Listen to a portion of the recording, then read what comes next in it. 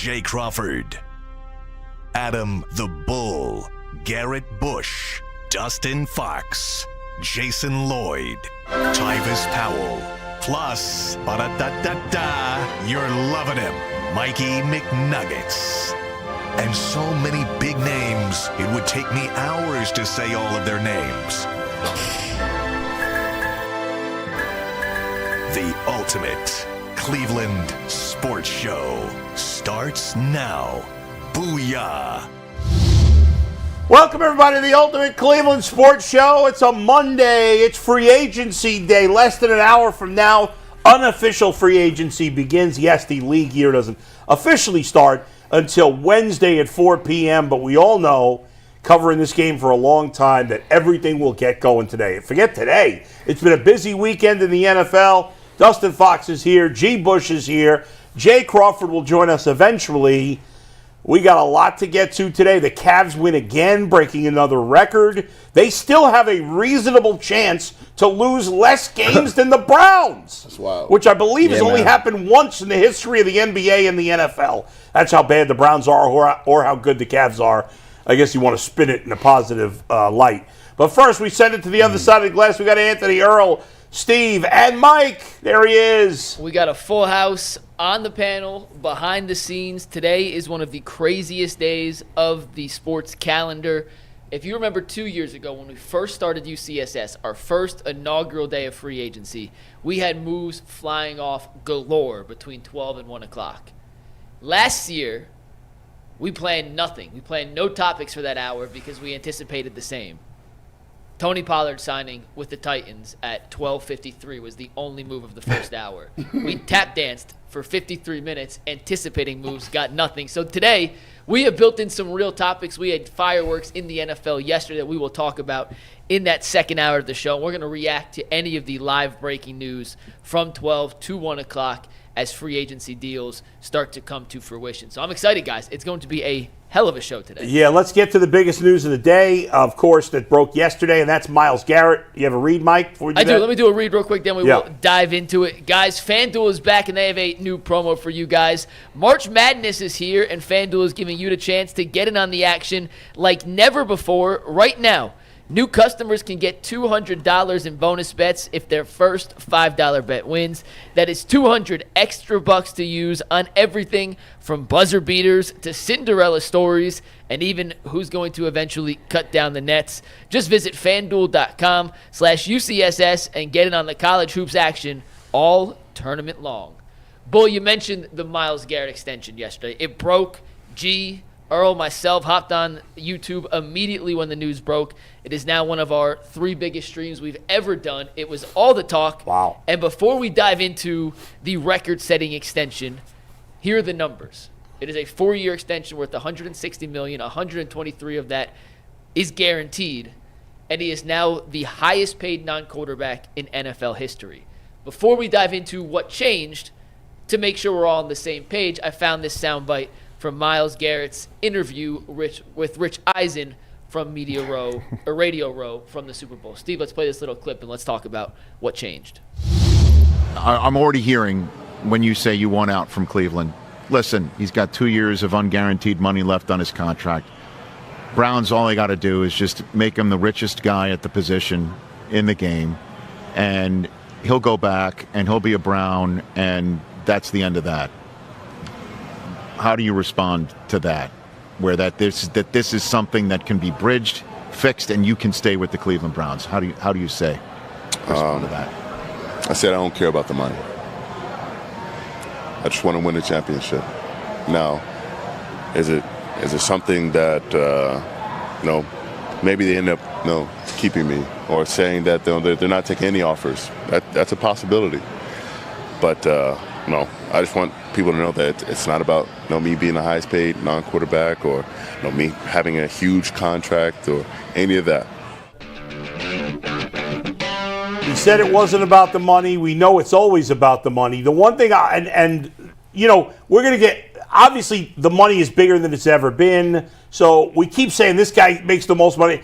Every new contract from a quarterback, a pass rusher, or a wide receiver is going to continue to break the record. So that's not that shocking. Myles Garrett not only broke the record for the most money per year from a non-quarterback, but also the most money guaranteed for a non-quarterback. And his money per year, I mean, frankly, it's probably more than half the quarterbacks, right, let alone non-quarterbacks. So the one thing I'll say, because when I first reacted, you guys did a podcast, I did one yesterday also. My first reaction, guys, was, of course, it was always about the money, right? He didn't really care about winning because he signed, and it was all about the money. However, the one thing I'll say, as I thought about this now almost 24 hours later, to defend Myles Garrett a little bit because people are going to kill him, is that if it were always just about the money always, then why did he go through all this? Facts. If it was really about the money. Now, other teams would have paid him that money too, so maybe he assumed he would get. But I think what happened, in terms of Mike says, what changed? Well, nothing changed with the Browns. The Browns aren't any more likely to win now than Myles Garrett thought they were to win a week ago. What changed must be, the only thing that makes sense here, is that Myles Garrett came to the realization sometime in the last week that the Browns were steadfast in not trading him, that they were absolutely not going to trade him, and he said, what recourse do I have? There were people trying to con themselves into believing that Myles Garrett had leverage. He had no leverage in this situation. All he could have done is sit out. And how did that help him? Well, he did have leverage if he truly meant he doesn't care about the money, and, right, he was going to sit out and get fined and didn't care and said, you know what, I'm just going to retire. I'm going to do that was he could have done that. That was it. That was it.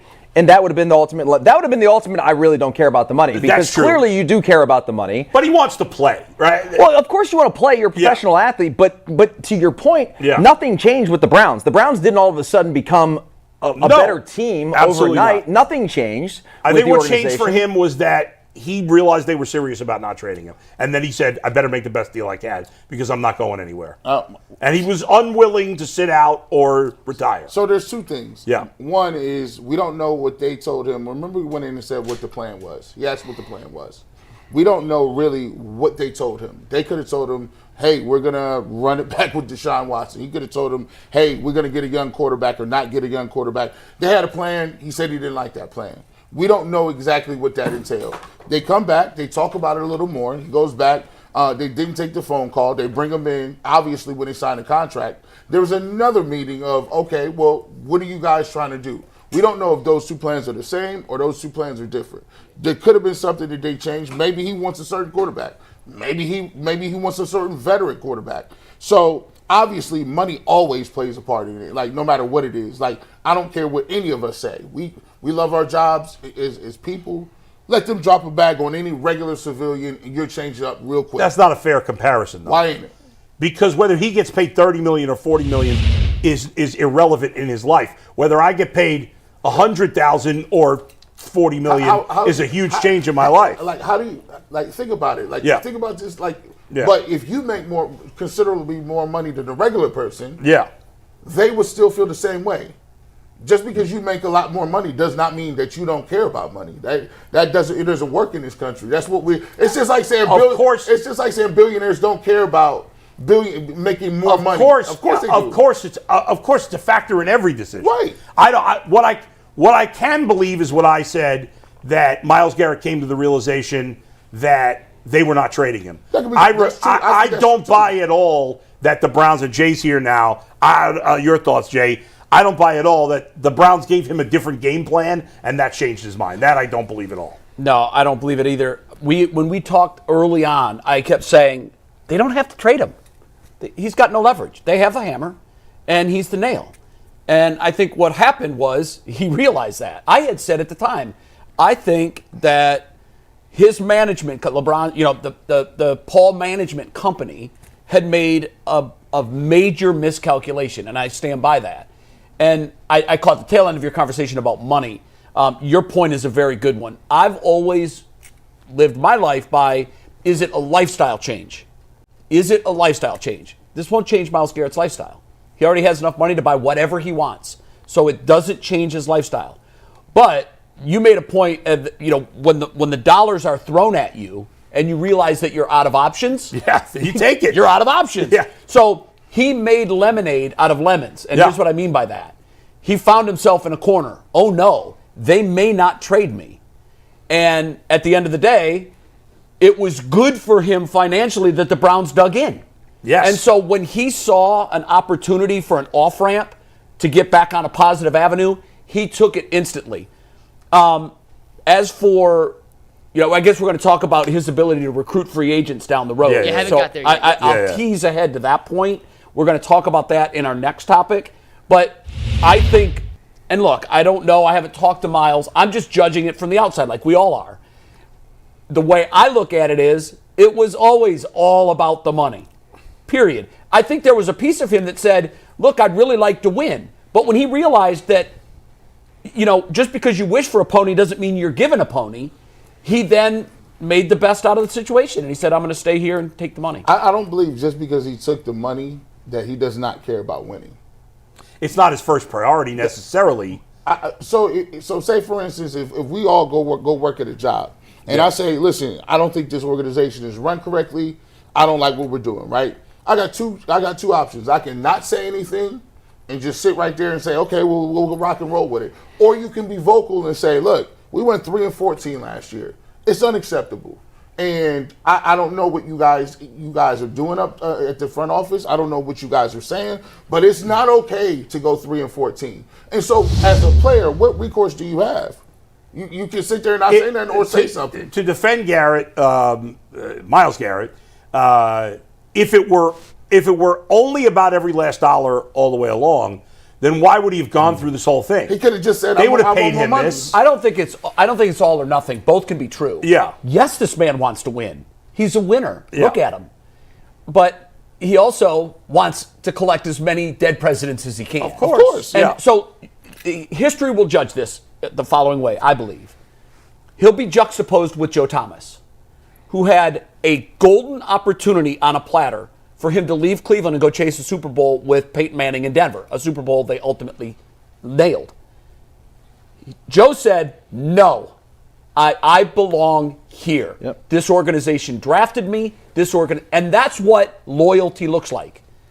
Ultimately, Myles Garrett, It'll be looked upon differently. it will be looked upon differently. And I don't necessarily think in a completely negative light. The man is the best at his position. Mm-hmm. He wants to win. He made that very clear. But there is something that takes a higher priority than winning, and that's a huge payday. And loyalty's not owed. And there are some people that You're right. It's not And there owed. are some people that look down on Joe Thomas. They do. Saying he didn't care about winning. No, you're now, right. Joe didn't stay for the money. He just stayed because he wanted to be a Brown for the rest of his career. He had a deal, and Yeah. he honored said deal. Yeah. And I saw a little back and forth exchange between a sports writer and a fan, where the sports writer was making the case Myles should leave.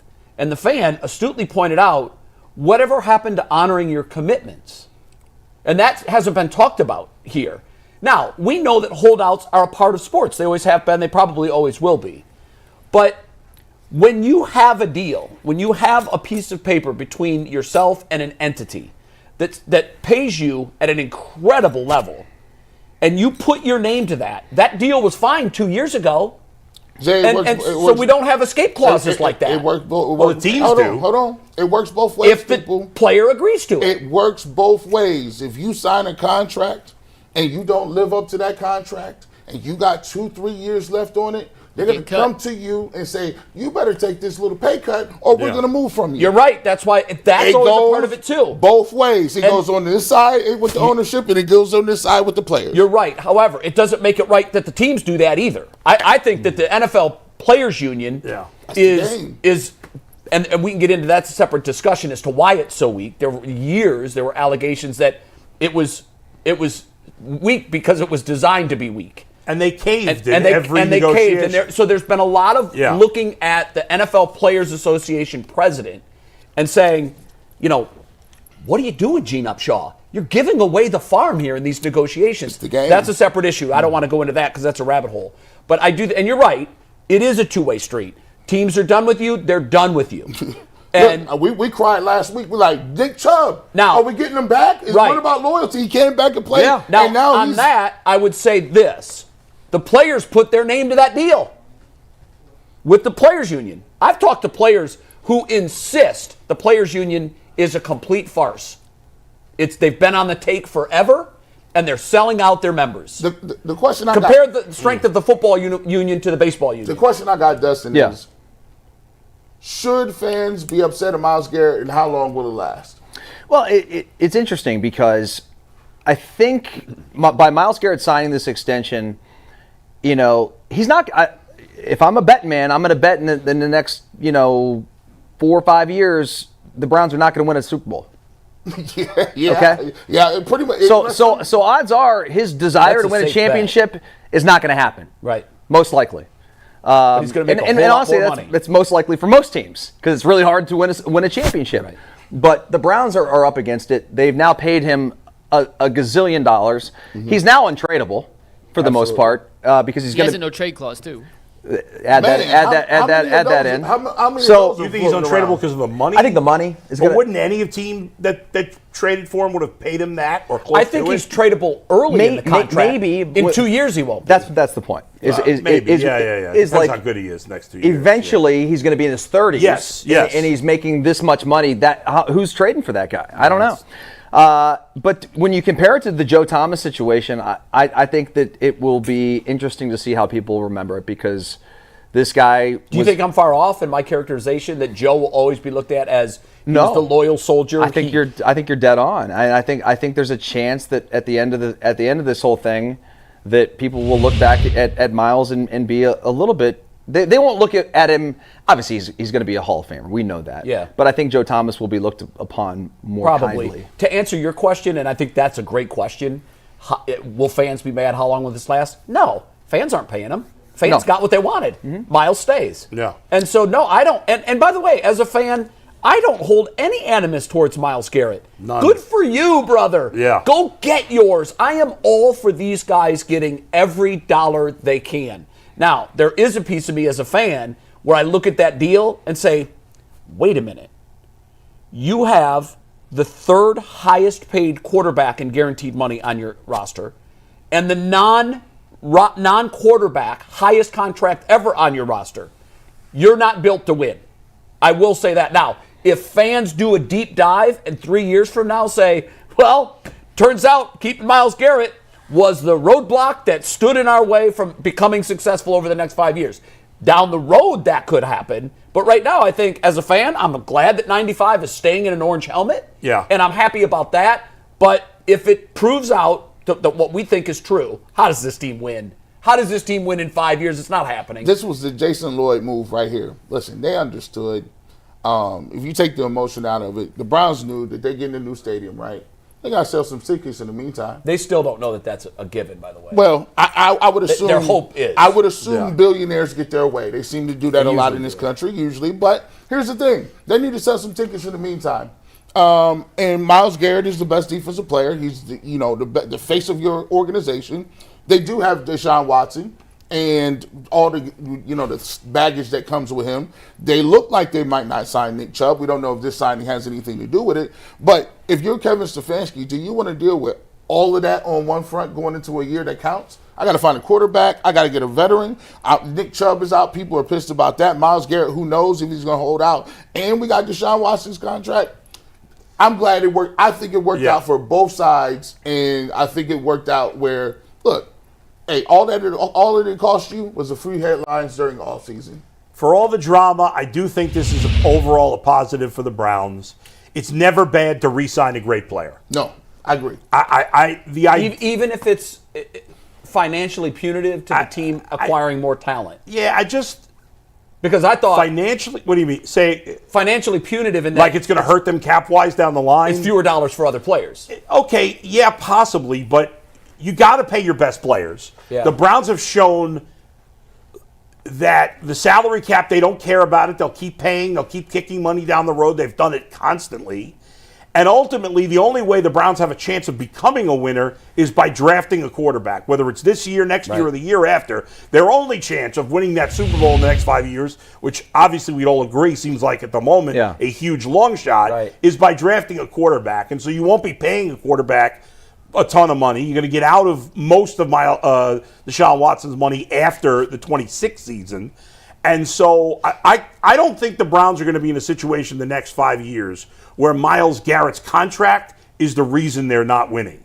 I think that's highly unlikely. I think he's highly likely to be productive at a high level for a minimum of 2-3 more years, if not longer. We've seen great pass rushers be good into their 30s. We've also seen them hit a wall in a hurry. We have, but I would argue that if I had to bet one way or the other on Myles Garrett, by the way, I'd bet on him. Yeah, I would too. I mean, Khalil Mack is still producing. He just signed an $18 million one-year contract. He's 34. Right. Yeah. I mean, so, I would assume if anybody could be productive with their body and making sure that they can, stay at a peak level, it would be probably Myles Garrett. And think about the way the cap has jumped the last bunch of years. Yeah. That's not going down anytime soon. And it always goes up more than they anticipated. Right. It did this year as well. But even the last few years, even more than the more they anticipated. Yeah. It has really shot up. So who knows where the hell it's going to be in 5 years. I don't see it going in the other direction. So maybe Myles Garrett's $40 million even 3 years from now. Because 3 years from now, Deshaun Watson's money is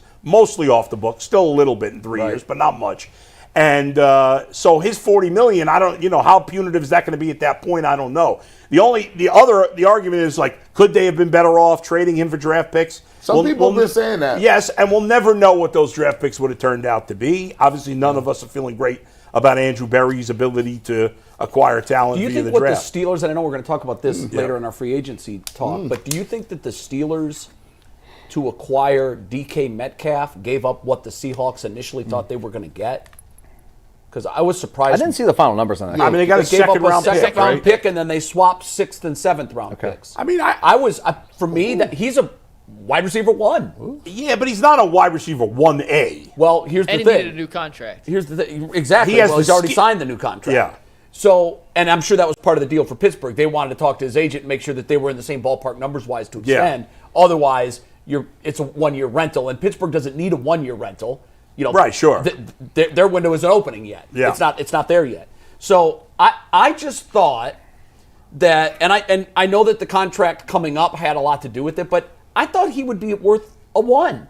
I really did. I thought it too. I thought it was what I got. I mean, maybe I'm overvaluing. I mean, wide DK receivers Metcalf. on the trade market. Receivers just don't typically get usually first get- round No, picks. they haven't. But I think, now I've always thought this in Seattle, I thought he was underutilized. This is a guy with world-class speed who is a huge body, and his catch radius is as wide as you Right, want. but he was also inconsistent. So what scares me is I read a report this morning that, and I don't know if it scares me, but I don't want to think about this, that the Steelers are one of the front runners for Aaron Rodgers.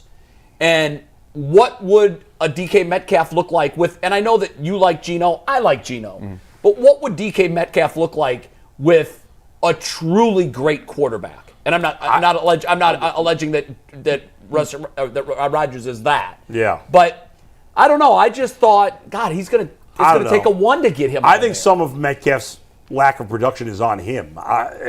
There's never been any reports of him being a bad soldier. I think we'll get to it. Yeah, we're going to talk about all the weekend news. Yeah. We got another part of the Myles contract we have to get to, though. A quick reminder that tomorrow G's doing an Ultimate Browns show. Any moves the Browns make in free agency between now and tomorrow afternoon, G. Bush will be covering in depth on the Ultimate Browns show tomorrow. Check out our YouTube page. If you're not subscribed already, make sure you subscribe. Hit the notification button so you know exactly when G. Bush goes live. Another part of the Myles extension we have to address is a comment from Myles' agent about the timing of the deal. This comes from Nicole Lind, who is Myles Garrett's agent. According to Cleveland.com, Nicole Lind told Mary Kay Cabot, quote, Andrew Berry and I spent the last 36 hours getting the deal done, basically. Myles had a change of heart, and he's excited to go from Cleveland to Canton and chase the championship in Ohio. Funny When how he money made changes that that. decision, he said, quote, he being Myles Garrett here, quote, I want to get this done before free agency so I can start recruiting free agents so I can help the team. And I said, all right, we have 24 hours to get this done, and we did, end quote. We'll do the Cleveland to Canton thing in a sec. But the Browns, as of now, we have not gotten the final details of the Myles contract in terms of how it impacts their current cap situation right now. But as of Friday, they had about $13 million to use in free agency. Dustin, do you think Dude, Myles sorry, that was like an onion. Like a headline from The Onion. It was like, Bring that- that's well said. Right? That I mean, is that was Because when it read like parody when I read it too, I'm like, wow. Like there's. I almost thought for a second, is that real? Especially because they threw in the Canton. I was like, is that self-deprecating? I was like, wow. I mean, and he had to change a heart. Like, yeah, He knows what time it is. Yeah. He knows that Yeah. it's going to be met with great skepticism, which it was. Yeah. Right. But the fact that he put in there, from Cleveland to Canton, and now he's going to help recruit free agents with a $13 million budget. That's the other part that I was going to point out. Free agents? It's like, okay, you got the deal done. Now who are you going to go recruit? Yeah, with what money? With that Am I McDonald's- going to Aldi to recruit? They now That's have less McDonald's money money. because of your new contract. That's McDonald's break. Hey, I've been trying to find that out, McNuggets. With this deal, They actually could have created some cap space. We like we don't how know the much? specifics How yet. much? We don't know yet. That's BS. I need to It's not know gonna be this. that much. It No, can't wasn't- be that That's going much. to change it nominally. It's not going to be a big Nobody difference gets one way or another. the only guys that get recruited in the NFL are older wide receivers Or defense with a great quarterback. And they're looking to go kind of. win a championship. Yeah. Or running backs that are kind of like been really good number one backs at the end Right, of their career. like maybe Lamar Jackson was involved in recruiting Derrick Henry. Maybe I don't know. Sure. Well, Myles Garrett's not recruiting anybody to the Browns. Nobody's coming to the Browns. Even if Myles Garrett really wants to recruit, nobody's coming here because of Myles Garrett. Now, there was a Come on, stop conversation it. between he and I can't remember which player it was now. May have been Hendrickson. About, can you imagine us teaming up together?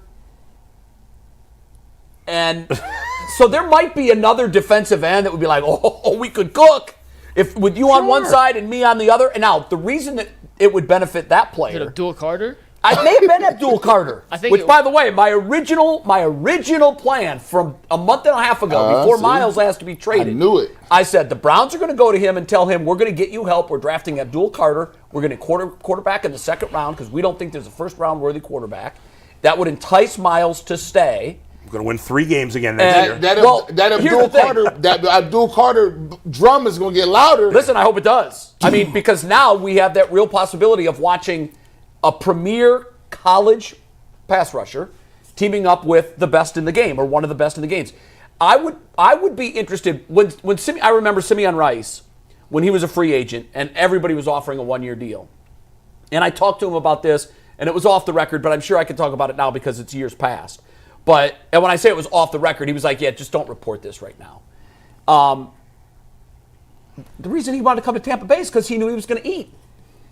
You got Warren Sapp on one side. Yeah. He had an unbelievable year because of Warren Sapp. Right. He was getting single teams again. And so the two of them together teamed up, and ultimately we know what happened. They won a Super Bowl.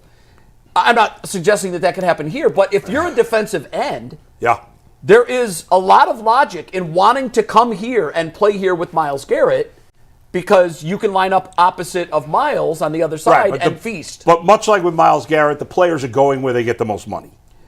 In the most case, yes, but and I can't remember the specifics of Simeon and other offers he had. Right. But that's a 1-year deal late in his career, right? Yeah, and it may have been that he did leave a few million on the table thinking this way. It's a long play or a midterm play. I'll get another 1 year next year, and it'll be even higher because my numbers are going to be better. Right, but that was going to a team who's going to win. Like no one's going to give a year to the Cleveland Browns when they're not going to win anything. It didn't matter to Simeon if they won. It mattered his personal stats. You know that. If Yeah, you're 3-14, I hear you. Is there a player out there that you can think of right now? I can't. So I can't either. But I'm just thinking like the amount they have so little money to go after these free agents. I mean, like you're going to go recruit some gunners for the punt team. We're going to get depth guys in free agency. Dustin, do you think he's talking specifically about quarterback? Like in terms of recruiting? Yes, in terms of recruiting. Like so, okay. Like there's the veteran. How can he guys be? out there. How can he be? Who's worth anything? That's what I'm saying. I Like, mean, we all believe, right? They're going to bring in a veteran, right? Right. Guys like Flacco or whatever the case may be. There's not no big name dudes out there, but Kirk Cousins is still in play. Kirk Cousins or one of those No, guys. they said as of now they're not or cutting. Gardner Minshew or I think They're not keeping him, Bull. Probably not. But He's gone. Kirk Cousins. He's not. But it's coming not back. official yet. No, it's not official yet. But And they said they're not doing it, because they they don't want to release him. They want to trade him. If we polled the audience on this, like people, if the Browns today came out and said our first move is we bringing back Joe Flacco, I think Browns fans would be ecstatic. I do too. I think Browns won't be any good still, but they'll be ecstatic. They won't be that good, but the feeling would be better than 3-14. They'll be. And if you could tutor a Will Howard for a year, I'd take that. They'll double their wins with Flacco, which says a lot about last year. I agree with that. So now you feel a little better. You're like, okay, well, we got Flacco. Now people would be willing to hear you out and say, well, let me do this second round thing over here. Give me a Hunter or a Carter or whoever it is over here. And Joe Flacco could buy you a lot of time. And then if you say, I got my quarterback in the future that's going to sit, and the only other move they need to make to win the offseason with no money is bring back Nick Chubb. Well, Joe could buy you a year. He give you some time. At this point, he's day to day. He is. I don't think Joe Flacco's making it through a whole year as starting quarterback. That may be true, but he would buy you some goodwill. Yes, that's true. And some time, like from a standpoint of we need this in our bridge quarterback. He needs to be durable. Joe is. We don't know. we don't think he is. He's over 40. Right. He needs to be an open book to tutor a Will Howard. I would be ecstatic if things ended up like this: Abdul Carter, Will Howard, Joe Flacco. Will Howard is, by all accounts, from the people in Columbus talking about his year there, hardworking, great work ethic. Very smart, able to absorb the playbook in a short amount of time. Dustin, you may have more info on this than I do, but this is what the people told me about him. Jay been down in Columbus talking to some boys. Well, I have friends that are still in the media. I worked there for 5 years, and I have people that... You had your rundown ready on Monday. Here's the thing. It's also wishful thinking. Right. I would love to see a Buckeye quarterback in Cleveland have success. I don't want to see one come here and fail. Yeah. But I do think that combination... Joe was a great teammate. Joe is the kind of guy, he knows he's here for a minute. He seems to me like the kind of guy that would really take a young dude under his arm and say, look, this is what I'm seeing that you're not seeing right now. It takes time. You have to look for this. I would love for Joe Now, Flacco he has said in the past he doesn't want to be a mentor because he's fighting for a job. Well, guess what? He's 41. Maybe he's changed his or however his old mind. he is. How old is Joe Flacco I don't know. now? You know? Can I ask you guys a question real quick? Yeah. Sorry, man. So, no, you're good. The Browns do have the ability to open up more cap space by making certain moves. Like you trade Greg Newsome, that opens 14 million. There's a bunch of different maneuvers to create more cap space. How much? They can save 14 if they trade Greg Newsome. There's not. No one's going to. Who's trading for him? No one's going to take him. I'm just saying there are avenues to create Guys, space if you want.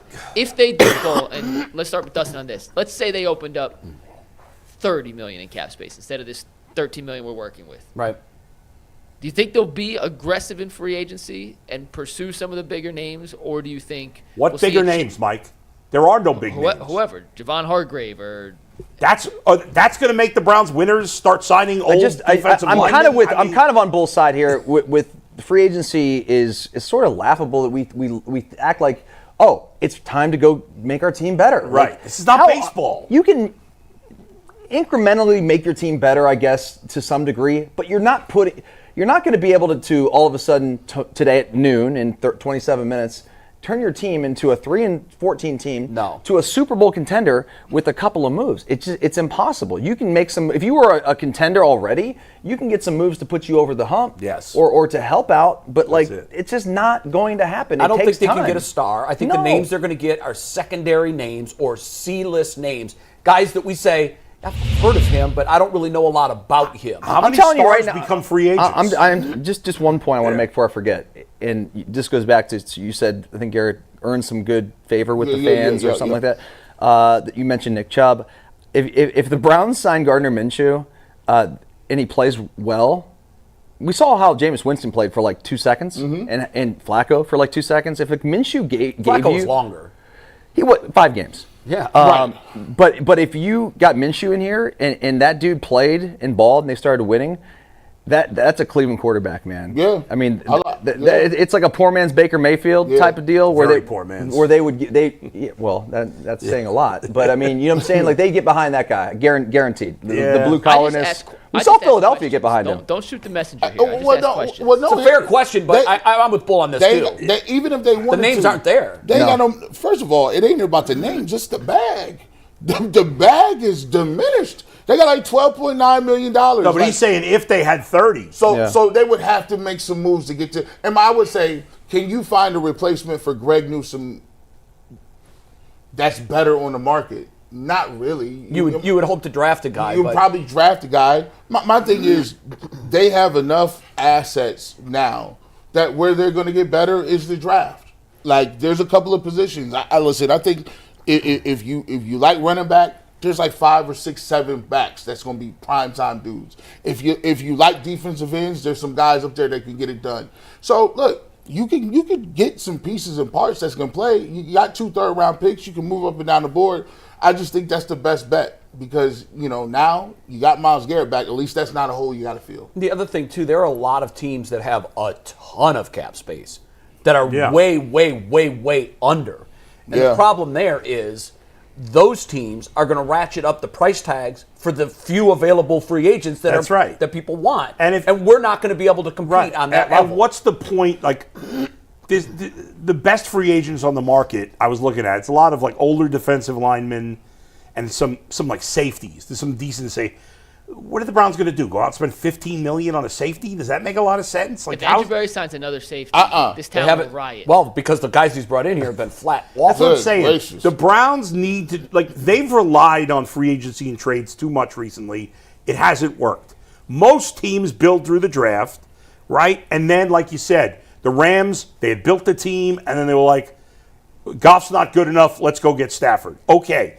And then they continued to supplement once they were already good.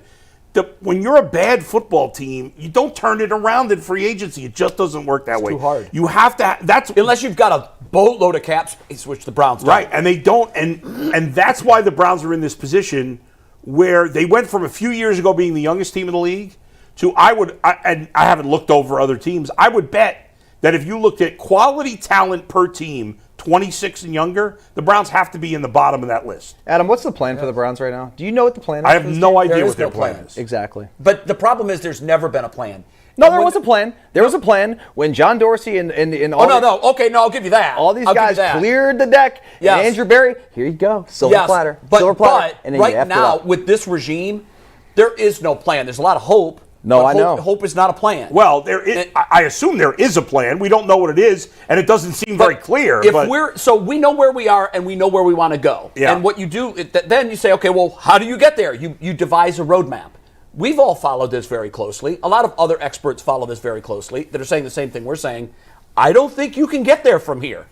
Based on the car that you're driving and the amount of gas you have in it and the amount of funds you have, I don't think you can get there from here. Sure you can. So sure you can. It's not a quick fix. Oh, sure you can. Please tell me. You just got to get lucky. As I said, hope and luck is not a plan. Shout out to That's Daft not a Punk. plan. You got to get lucky. Where Pharrell at? Listen, if you draft one of these quarterbacks and they happen to be good, all of a sudden we got a lottery. Well, you said something I want to address quickly because I know we're going to go to Cavs, but I want to address it quickly. That you said if you're a horrible team, you're just not going to get good through free agency.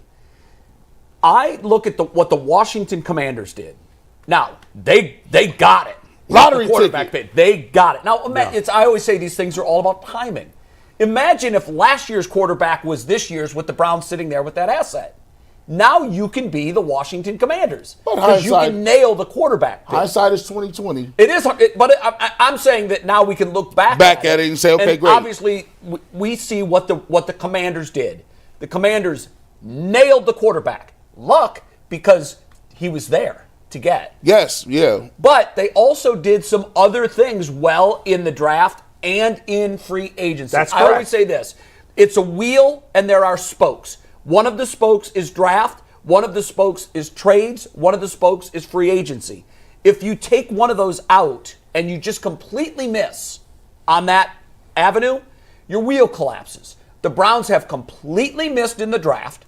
Yep. For the most part, they have been completely awful in free agency. Trades, they're pretty good at. Trades, they're pretty good at trades. A couple of trades, but the problem Pretty good is, trades. for an organization to have a plan to get there, the wheel has to have 3 strong spokes: free agency, drafts, and trades. And the Browns don't have a strong spoke. But if Washington had not gotten Jaden Daniels, then we would have never discussed their good free agent moves because they wouldn't have mattered. You are 1,000% right. That's why they hit on everything. Right. That's when it becomes a special season. I would also say this, Bull.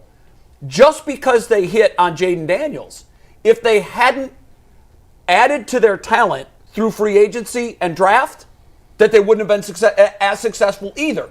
They would have been more likely to be successful with the quarterback because that's the biggest piece. But they went out and added talent all over their defense, which I think was last in the NFL 2 years ago. Yeah. And they clearly got better in that. And they still have some room to go. But what I'm saying is it takes – you have to be good on all 3 fronts. I agree. And the Browns get no passing grades on any of the fronts. No, I don't even think on trades because the Deshaun Watson trade's the biggest trade, and that's the biggest failure. Right. And yes, but ultimately the Washington won more. Yes, their defense was improved, and that was free agency. I agree.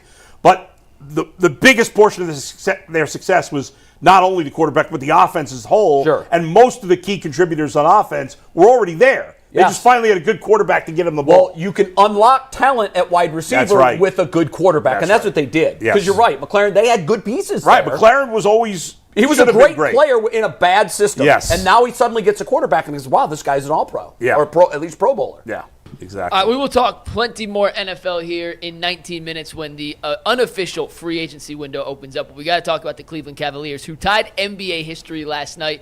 We previewed this game, did a little Sunday Cavs stream yesterday on the YouTube channel. You can go check it out. Jason comes back from his European vacation this week, so we'll have another Ultimate Cavs episode sometime during this week when Jason is back here on American soil. So make sure you guys check that out on our YouTube page. Another 2-win weekend, though, for the Cavs, guys. They beat the Hornets on Friday, and then they beat the Bucks on national television last night. 14 straight wins. They've scored over 110 points in each of those 14 games. The last team to do that, the 1986 Boston Celtics. They're the only other team, right? I believe the only other team, yeah. So now just a second. It hadn't happened in 29 years. And this team is clicking on all cylinders. Last night, nobody scores more than 20 points. It looked like a high school box score. 17, 13, 15, 12, 11, 9, 9, 3, 5. But it didn't matter. They beat Milwaukee in Milwaukee. What was your big takeaway from the game last night? The big takeaway from that game and a lot of other games is, the Cavs is at a point where they are becoming an historical team. And it's just not like by just saying they're historical. Like, sometimes you say stuff and you really don't even mean it. Like, oh my gosh, they're at a historical pace. But you don't never classically see that team as an all-time great team. The Cavs are doing stuff that I've seen the 97 Bulls do, the Warriors from, during that era, 14, 15. I've seen these, even the Mavericks one year, I think they won 70-some odd games. They're doing it in a way where even if Darius Garland has a bad shooting night, Donovan Mitchell had a bad shooting night, it's somebody different every single week. Like, last night it was Max Strus time to say, G. Bush, stop saying my name, G. Bush. Like, I'm Max Strus. I'm in the lineup. He leads the team. Hit a lot of big threes. He got hot. Evan Mobley, he's still doing his thing. Hunter one night. Sam Merrill comes in to give you some buckets off the bench. Jared Allen is catching lobs. They're beating teams when their best players don't even have their best games. They're beating teams when they look sloppy for 3 quarters. They're beating teams that they're down 5 or 6 points within, with 5 or 6 minutes left to go, and you look up and the Cavs is winning by 13 or 14 with these Cavaliers. It's like I try to be like, man, you know what? They're developing some bad habits, but look, right now it don't even matter. It's messed up to say that. But in the regular season, playing against these other teams, they don't have any room for mess-ups. The Bucks was playing. They had 2 guys, right? They couldn't cover all the 3-point shooters. They couldn't cover everybody off the bench. They just don't have enough. The Cavs is too deep. They're playing with too much confidence. And, like, to me, it's about time that you start talking about this team as, like, an historical team, Dustin. Like, yeah. I think we're starting to talk about them in terms of that. And, man, this whole winning 70 games thing is going to become a reality real quick here in about a week. Yep. Yeah. We're going to be talking about it like I think everyone's going to be talking about it like really, really fast here. I watched a clip. I think I sent to you guys. Bill Simmons, who's the diehardest of diehard Boston Celtics fans, said the Cavs are effing scary. Yeah, I saw that. He thinks that the Cavs are using Russillo. Yeah, with Russillo, and they both were like, "Hey, the Cavs should be the favorite to win." And they were both the Eastern adamant that Conference. Vegas right now has the odds. Yes, backwards. has it wrong. They have it wrong because it's I think plus 150 for the Celtics, plus minus 275 for the Cavaliers to win the East. And man, I'm kind of with those guys right now, and it does scare me a little bit to hear some of the people start to turn a little bit. To hear Stephen A. defend the Cavaliers more and more. It's like I kind of liked it when we were like under the radar. Under the radar. It's always good. But now you're starting to become the hunted. Yeah, they are. They are. I love that it was Myles Garrett's team against Jimmy Haslam's team. Oh, yeah, right. I literally was ironic. looking at it like, yeah, this is kind of interesting. I like the discourse between Stephen A. Smith and Kendrick. Perk thought that Milwaukee was going to be able to do it. And Stephen A. was like, no, you're way off. And then at halftime, even though the lead had been whittled down to a closer game, Stephen A. was like, no, you're wrong, and here's why you're wrong. Milwaukee is a 2-man team. Now, I think the addition of Kuzma has made them a lot better. I saw them doing some things last night that I hadn't seen them do in their last meeting. The problem is, did anyone score 20 for the Cavs last night? No. Okay, so you had a game with 8 contributors, maybe 9. I didn't look at the box score. Just watching it, it seemed like everybody that was on the floor was a major contributor. They just have too many ponies. You can't hold down everyone. And I thought it was a master class in something that we saw a lot of early in the season. We've seen it throughout the season, but I think it's dwindled because teams have figured out how to defend it. But there was one sequence. It was when the Cavs first took their first double-digit lead of the night. Donovan Mitchell decided he was going to penetrate, and he did, and everything collapsed. It was just a thing of beauty. If you're a coach, that's how you want to defend it because you don't want Donovan getting an easy bucket to the hole. But what was funny was as the defense got sucked into this black hole, there were 4 options on the wings, and Donovan just took his pick. He just kicked it out. I can't remember who took that particular one. It might have been Jerome. He kicked it out to somebody who was wide open, and that's just candy from a baby.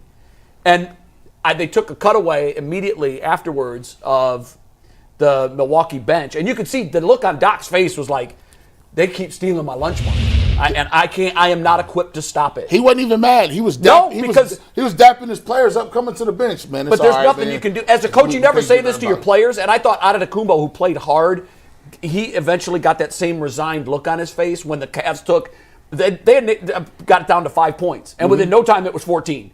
And they just took a cutaway of Antetokounmpo, and he looked like someone just punched him in his face. He was just like, we ain't got it. There's not an answer for what they're doing. And that's where we are right now. This Cavs team they are a threat. And I think if, as a betting man, given those odds, the Cavs are a much better bet. One thing I did agree with or disagree with on the Russillo and Simmons conversation, and I love both those guys, worked with both those guys. The one thing I disagreed with them on was when they both were adamant, like, just because you've done it doesn't mean anything. I disagree with that.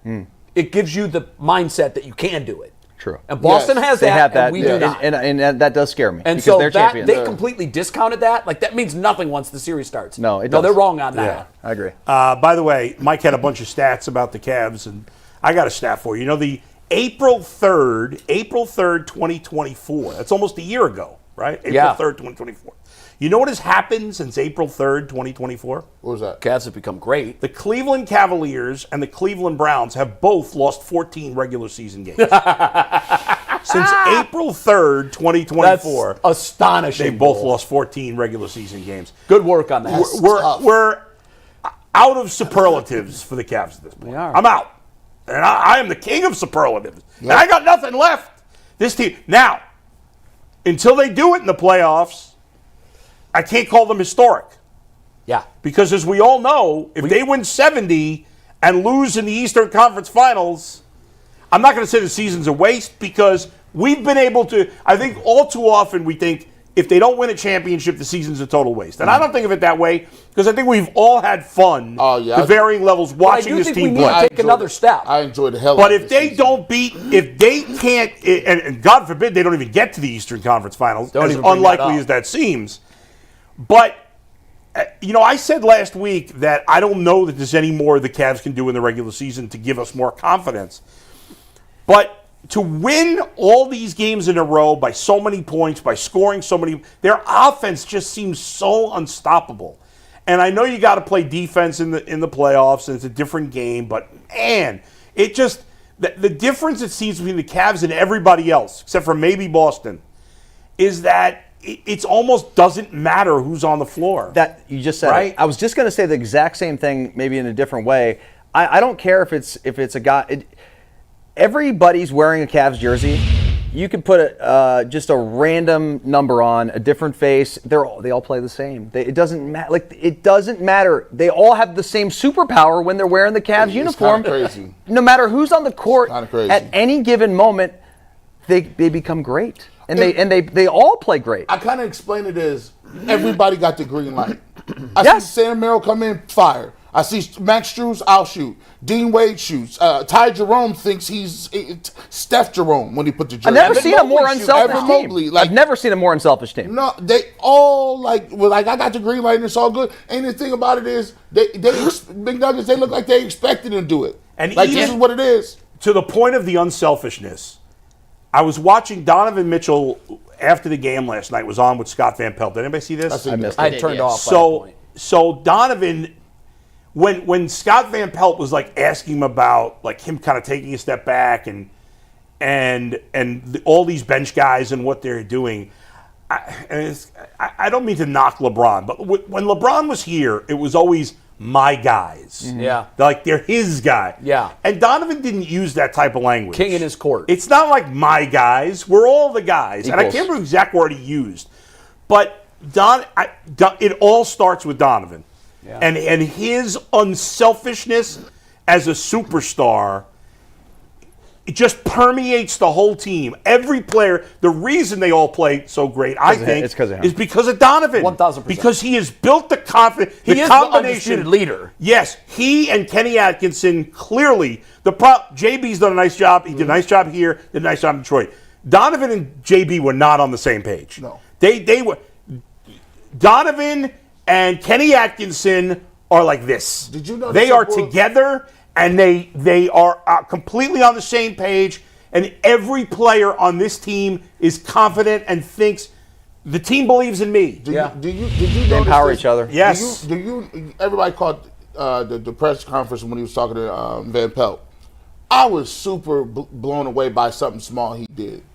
They were mentioning people and what, guys that are playing great. And he said, you know what, I also have to give a lot of credit to George Niang and Karis LeVert for what they did, for what they put in. And I said, you know what? Man, who would do that? No, not many guys would solid, think right. That's solid. That's some solid stuff. Awareness. He could just being like, they really put in to what we are today. And I thought that was just a brilliant, good guy move. It just shows you, he's just not talking that. He really means that because he didn't have to mention those guys. Nobody would have done that. And nobody.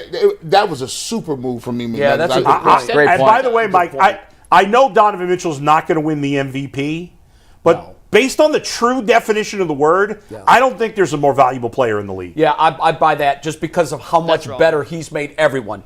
The MVP means this. Which player, if you take out of the mix, does the team suffer the biggest fall without? It's Jokic, and it's not close. I know you say it's Jokic. However, the reason I agree with Bull on this is because Donovan has unlocked, and I know he had some, he played with Evan for a couple of years. I also want to say that I think it's a formula of Atkinson and Mitchell. Mitchell has empowered everybody else to be the best they can be. He has clearly made all of his teammates exponentially better. Yeah. I wanted to ask you a question, Mike. You've been to more of these press conferences. Excuse me. Have either Donovan or Kenny talked about a conversation that in my mind I imagine happened upon Kenny being named the coach, where Kenny sat down with Donovan and said, I'm going to use you less, but hear me out. Hear me out. I'm going to use you less because I don't need to use you as much as they have been relying on you because I've got so many other Jedis out there. You don't have to be the only guy. And they talked about this last night, and I was glad they did on the telecast. But your efficiency is going to go way up. And that's what's happened. His minutes have gone down. His efficiency has gone up. In the meantime, we've unlocked this superpower from Evan Mobley, who they talked about last year. He had a 64-3 of the year last night. And they said last year, I think he had 22. Something along those lines. Mike, maybe those numbers are off a little. But in my mind, I thought they said that's a 64 3-point made this year, which is by far the most of his career. It's one a game. And last year, he was hitting one every 4 games. Basically. So, to me, I think that the conversation that happened, and I don't know, maybe you remember a time where Kenny or Donovan talked about it. It just seems to me like there was so much buy-in on Donovan's behalf. A lot of superstars would have said, no, you're not going to use me less. I want to be a bit me. Mm-hmm. Donovan was like, I trust you, coach. And it worked. Did that conversation happen? I'm not sure if it happened in those exact terms, but Kenny said one of the first things he told Donovan when he came here was that, A, we have 10 guys I think that can play. Yeah. And when we have this much depth in the regular season, barring injuries, and the Cavs have been incredibly healthy this season, knock on wood that continues, they've been able to play 10, 11, 12 guys. And if we're going to play that many guys, your minutes are going to come down because we need you as fresh as possible for the playoffs. So that was one of the first conversations. Okay, good. They had. I'm not sure if the maximizing efficiency in fewer minutes is the result of, A, everyone on the Cavs team just shooting the lights out. I actually pulled up the numbers. Donovan's not having his most efficient season. He's shooting lower from the field than he did the last 2 years in Cleveland. His efficiency's up from last year, and this is just the eye test. It's not, though. What is his efficiency rate this year? It's right on par, but it's... Classic case of... What were his numbers last year? What are they this year? Last season, he shot 46.2% from the floor. This season, he's at 45%. But what about his PER, not his shooting percentages, his efficiency. PER? Yeah. Oh, hold on. I need 3 hands to type. Because, again, we thought that Mobley was doing things after 20 games that the stats told us he wasn't. We're like, but it seems like he's way more aggressive underneath the basket. Now, I don't know what those numbers look like now, but to me, it feels like his efficiency is up from last year. I could be wrong. That's just my eye test. According to Pro Basketball Reference, where is straight PER? I'm looking for not per game. Give me a sec. There's ads popping up. He's been awesome this year. And to your point on him stepping back, allowing other people to take over, he keeps using the word empowerment. It's his word of choice. I'm empowering other guys to seize their opportunities. And we talked about this at some point last week. When you feel empowered by your leader to take certain shots, and Evan Mobley's the perfect example. Donovan told Evan, if you don't take these shots, it makes my job harder. Your job gets easier by being aggressive and attacking and forcing the defense to react to you. When your job's easier, it makes my job easier. And it's been a symbiotic connection between Donovan and Darius, Donovan and Jared, Donovan and Evan. We've seen it early on with Donovan and DeAndre, Donovan and Ty Jerome. They all play off each other. There's not a single combination where you look at Donovan with insert player X here and go, I don't like that pairing. Right. And I think you could talk about most superstars in the league.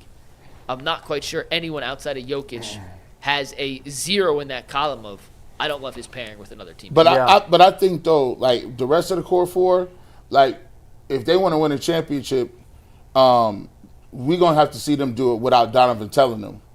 Like, that's when you'll get to a point where Evan Mobley, you ain't got to tell me I need to be aggressive.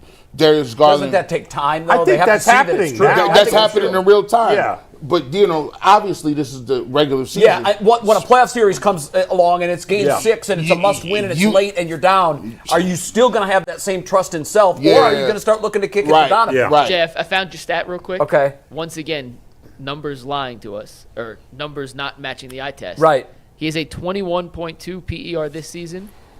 Last season, 22.1. His first season in Cleveland, 22.9. Yeah, so God, by I would- the PER metrics, his least. It's very efficient. It's very, very close. It's but close, I would have yeah. expected that he was more efficient. I would agree. The team's better, so and clearly And he's fresher. Yes, and he's fresher. He's not playing as much. I don't know if that factors into any of his. How many fewer minutes is he averaging this year? About 6, isn't It he? feels like it. Last season, he played 35.3. This season at 29? 31.3. Okay. So 4 So minutes. 4 fewer. minutes. So that's huge. That's a lot. That's He's averaging 2 huge. less points. So in 4 minutes, 2 fewer points. Yeah.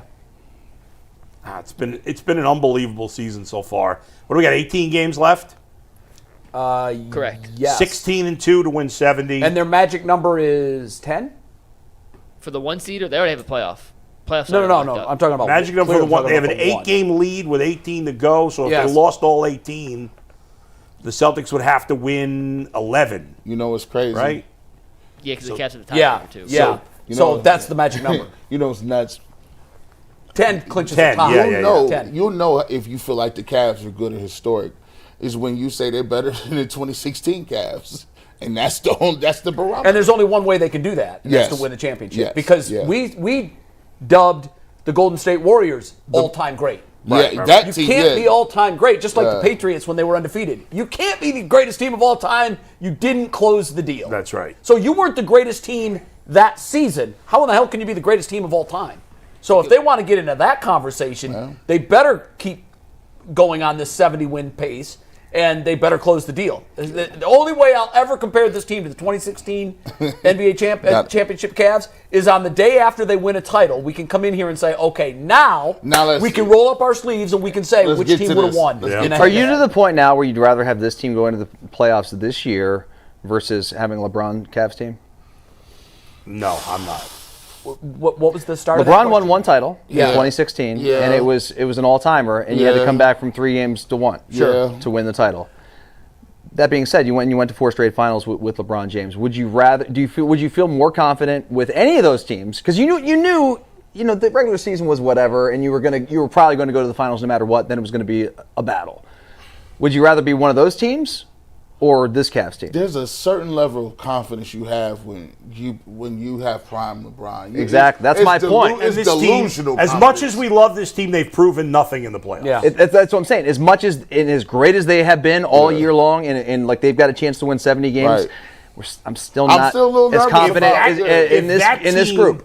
If that team at that age were in this NBA, they'd be overwhelming favorites. There's no Golden State Warriors. As good as the Thunder are, nobody's looking at the Thunder like we did the Golden State Honestly, Warriors. at the time. to that point, Bull, I think the closest thing to the Golden State Warriors this year Is the Cavs? Yes. yeah, They- sure. when kinda you look at wild. their They just wear a depth, different color jersey. That's it. But when That's you look kinda- at their depth and how deep they can go, that was the Golden State Warriors. The Golden ball State Warriors movement. was- I mean, the they ball play movement, just like the Warriors. They really do. Well, they should. Draymond Green said mean- after that first meeting back in, I guess it was November, this was the closest team we've ever had to Yeah. guard that reminded me of ourselves. Yeah. But Which that was team was had right. already won Yeah. the championship. Yeah. Guys, it is officially 12:02, which means the NFL free agency unofficially is open. Who'd and we we're going sign? to dive Who'd we into sign? some of that. No signings yet. Let me do a quick read and then tell you the update as of the latest in the NFL. But first, March Madness is here, and FanDuel is giving you the chance to get in on the action like never before. Right now, brand new customers can get $200 in bonus bets when their first $5 bet wins. That is 200 extra bucks to use on everything from buzzer beaters to Cinderella stories, and even who's cutting down the nets. Just visit FanDuel.com/UCSS to get in on the college hoops action all tournament long. So Twitter's down, which is great. It's a great way to start the start of NFL free come agency. on. Let's go, Muskie. Get it together, will you? Wait, is it down because of free agency? It I went down doubt. this morning. They fixed Okay. it, and now it hasn't been able to refresh in over an hour. So we're going to see if any of these signings come through. I got to There are other ways we can get our news, though. Right. Well, yeah, we're going to find out, but I'm just saying, as of this moment, we'll get ESPN notifications. I have tweet notifications on for all the major news breakers, and at the moment, that is not working. So we will do our best to update you guys minute to minute with the latest deals. But let's start with this here, G. Regardless of the money that the Browns are working with here in this free agency period, what position do you think is priority one? Make some sort of moves before you know what you're going to draft. So I mean, I guess I would probably. Man, it sucks. Because I don't think there's that many great free agents. I think you might find a receiver on the margins, but somebody like Robert Woods or there's a few guys out there, but I don't think you're not going to find anything in terms of a running back that I would use any free agency dollars on, because it's a great running back class. You might find some depth maybe at center, sign a center, or maybe take a look at maybe a left tackle if you're not going to use a pick for a left tackle to back up DeJuan Jones. But for me, maybe a safety, and I will say this. I'll go do this one. Give me a linebacker. If you find me a veteran linebacker that I can plug and play, I don't really want to spend any draft capital on a linebacker that's hit or miss, because I just frankly feel JOK is not coming back.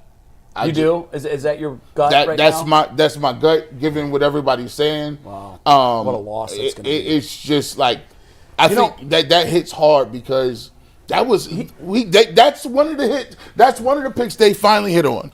I looked at this question this way. There's a huge board the size of this table, and it's cut in half, and you've got 11 positions on one side and 11 positions on the other, and it represents your starters, your 22 starters. And there's holes, there's 11 holes, but all of the players are down in the holes, and it's going to be whack-a-mole. And the areas in which you have to improve are going to pop up all at once. But you have $13 million, so that only buys you one hammer. Right. And so quarterback pops up, running back pops up, offensive line pops up, wide receiver pops up, linebacker pops up, defensive line pops up, safety pops up, and you got one hammer. And you're playing whack-a-mole, and you're like, well, how the hell am I supposed to get all those moles back into their holes? I got one hammer. That's the way I feel right now. Through free agency, it's hopeless. That's why I keep coming back to this. Andrew Berry, you got one more shot at this draft thing. So far, you got hit. You have been way below average. You got hit that. Way below average. You don't have to just be average in this draft. You have to be Los Angeles Rams finding Puka Nacua in the 6th round great. Yeah, you got to kill him. And you got to find them all over the field, because you've got some capital. You've got picks. Before anyone else but goes, you can't miss on any of them. Before you answer, Rapport just tweeted Hassan Reddick signed a 1-year deal with the Buccaneers, $14 million. There you go. First deal of free agency. Okay. You have a priority in free agency? I'm just looking at the list right now. I mean, but by the way, do you think there's a chance the Browns have interest in any of these top 30 potential free agents?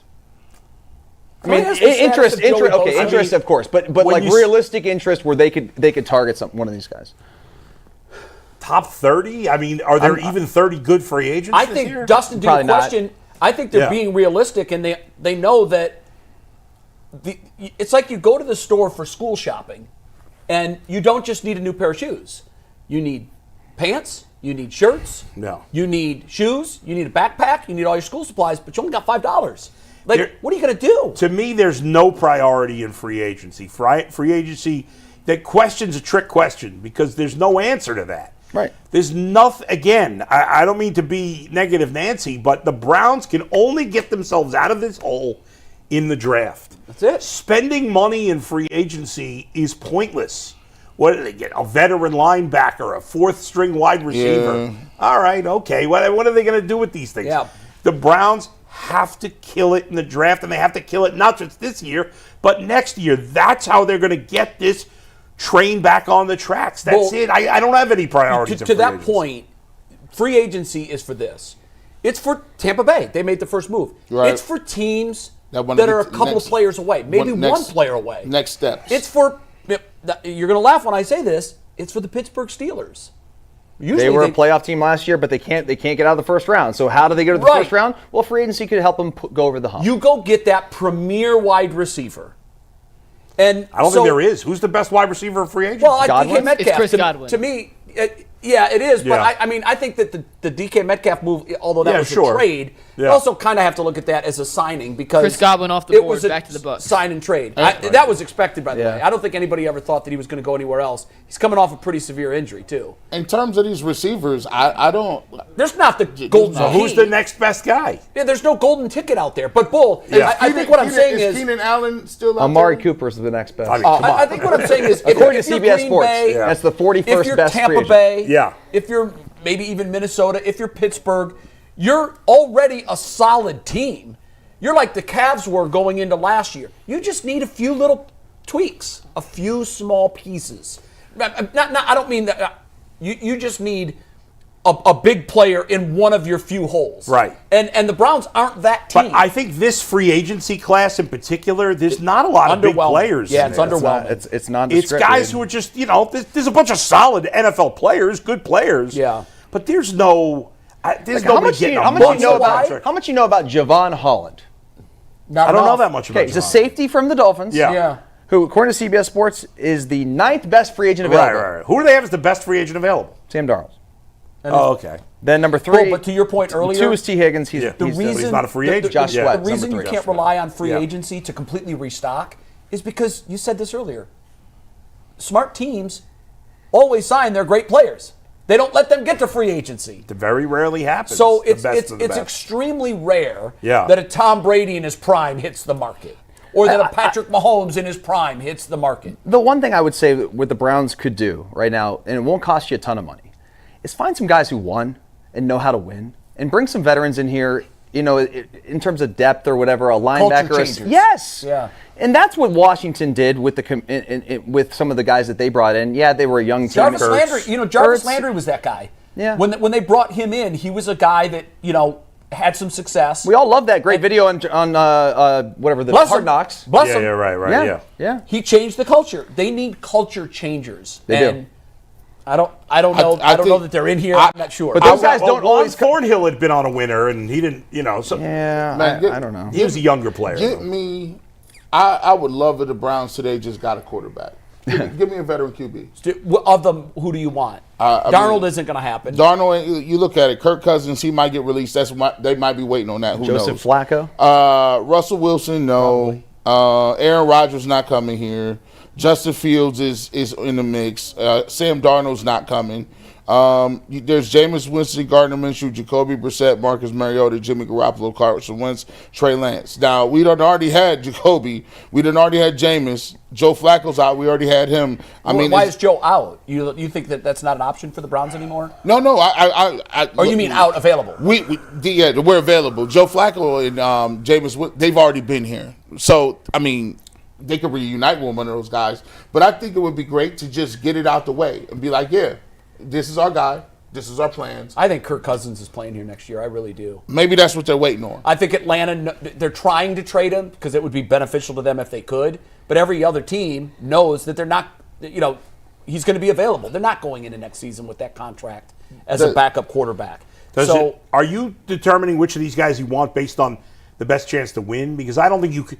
The Browns. No. The Browns are almost definitely not going to the playoffs, no matter who of those. Yeah, these guys don't move the needle that much. I think they're all about the same. Yeah. No, I don't think I'm basing on who they're going to win. But I look at it like this: if I could get Flacco for a couple $1 million, and I could just have that ready to go, now I could just transition to what I'm doing. I think it's either going to be Flacco or Kirk Cousins. Let's just say, thankfully, we did not listen to J and G Bush and pay Jameis Winston $25 million a year. Oh, well, you guys were off your rockers. No, I never off said your that. rockers. Remember, I shocked you guys when I said, yeah, I'm bringing him back. You show him at $3 million a year. That's what I said. Because you guys were like, what? One of these fools said to extend him after the Ravens. That's right. No, one of these guys did. I know it. I remember this. Mike thought he was going to set me up to a topic, and he came to me with the question. He said, it was after Jameis had the tank game, and he said, okay, Jay, you wanted to bring him back. Are you still bringing him back? And everybody thought I was going to say no. And I'm like, yeah, I'm bringing him back. Absolutely. $3 million a year. And everybody was like, what? And I said, and I'm paying him $3 million a year. None of these guys are making any money besides Darnold. I might bring him back. No. If I can't get anybody else, there's no chance he's coming back. Stefanski doesn't like him, dude. You can tell. Doesn't like him. Yeah, I don't think there's any chance he comes back. I do think there's a realistic chance Joe Flacco comes back. Yes. Listen, you want the quarterback to be a mentor. They're going to draft a quarterback. We don't know what round. Right. We know they're going to draft a quarterback. I'm good with Flacco. I'm good with Jimmy G. Yeah, I would be good with Jimmy G. Give me Jimmy G. I'm good with Jacoby Brissett coming back. I'm good with him too. I don't know if I want to go back that far, but he's a good teammate. He was a great teammate. He's They been on loved him. winners. Loved him. Nobody's talking about Justin Fields. I thought that was a hot name. Younger. Has Pittsburgh decided what they're going to do? Well, they're talking about Darnold, right? A little bit. I saw Pittsburgh? Let's get right to that. I Let heard me him just talking do a quick- about Aaron Rodgers. Yeah, let me Mikey, hit a what you button. got, buddy? I can't Hit see the like that. button, hit the subscribe button. Yeah. We're going to continue our NFL talk right here on the Ultimate Cleveland Sports Show. The Steelers, and Dustin just mentioned them, they traded for DK Metcalf yesterday. They gave him a second-round pick, signed him to a 5-year, $150 million contract. It's $30 million on an average annual value. They have been rumored to at least be showing interest in Sam Darnold, in Aaron Rodgers. It is past the start of the unofficial free agency window, and they have not re-signed Russell Wilson or Justin Fields. All those guys are in play. But no matter how you want to break it down, Dustin, adding DK Metcalf to this division just turns the AFC North into an even bigger arms race than it was yesterday afternoon. Well, yeah, I mean, now Pittsburgh has 2 receivers that are like damn near unguardable with 5'10" corners. You know what I There's mean? no low quarterback, though. Right, you got to have someone to throw in the ball. Not yet. But they're going to get a quarterback. They're going to get a guy. They're going to have something better. They don't go and trade for Metcalf without having a plan to have look, someone to get in the ball. Well, what I thought of right away is, Russell Wilson knows DK Metcalf very well. I mean, but what quarterback? They're in the same boat as the Browns. There's no quarterback that can make them win in the playoffs. Who? Well, you don't think with maybe. Russell Wilson and having DK Metcalf to throw to that they're – I mean, they made the playoffs last year with Russell Wilson. Yeah, but they'll lose in the first round like they always do. And they would. Yeah, I don't know. I mean, listen, Metcalf's a hell of a player. They were – and their defense is going to be good. And there's something to be said for quarterback and wide receiver chemistry. True. What pick do they have? 21st. Yeah. Oh, yeah. They're going to sign Aaron Rodgers and draft Jackson Dart. I'll be very surprised if they sign Aaron Rodgers. You think Mike Tomlin's going to put up? Well, there with was a his lot nonsense? of smoke on that this morning. If listen, for one If year, one organization can put up with the bull For 1 year, yeah, and it would be- hide it and keep it under the radar, Yeah, it's they that. had Antonio Brown. It can't be that much worse. And for 1 year, you're like, look, you got DK Metcalf. You made an investment in that. You got Warren. He's a nice running back. Offensive line is decent. You know they got a good defense. For 1 year, and then you go draft Jackson Dart. I'll move with Mark it down as always. Listen, I'm not going to say the Steelers are going to finish under 500. Don't you do Yeah, it. don't go there again. But they're going to do what they do every year. Doesn't matter who their quarterback is because none of them are good enough. They're going to win a bunch of games and they're going to lose in the first round as they do every year because you don't get past the first round of the playoffs with subpar quarterback play. It's that simple. Well, You just don't. they look. I don't know. It looks like would they have made this move if they wouldn't have had some of that quarterback? I don't think if they did. Could they be getting ready to trade Pickens because they're sick of his act? Possible, but why? I don't know why you would now. Man, Pickens' production's going to go up. Like you said, pick your poison. Who are you going to guard? They got a nice offense. Man. I know this much. I mean, like, if Rodgers went there, I know he's a crazy. I mean, he's a different guy. Yeah. I mean, much different than me or a lot of us. I mean, he just thinks differently. However, he still has talent, and he's going to be 2 years removed from that Achilles, and you've had Achilles. Yeah. You get a lot better that second year. his He is numbers, 40. I know. you His numbers weren't terrible yesterday. Crazy. It wasn't like his numbers. If you look at them, I know that they could be deceiving, but they wasn't like bad numbers. Yeah, but he wasn't helping them win. The Jets were such a weird team last year. They had more talent than, like, when you finish at the bottom of the league, you're usually talentless. And they're not talentless. They've got pieces. I know they had an in-season coaching change. I know their owner is as crazy as ours. And so that you always got that X factor. When I was on vacation, I ran into a guy with a Cowboys shirt. I said, "Did you like the coaching change?"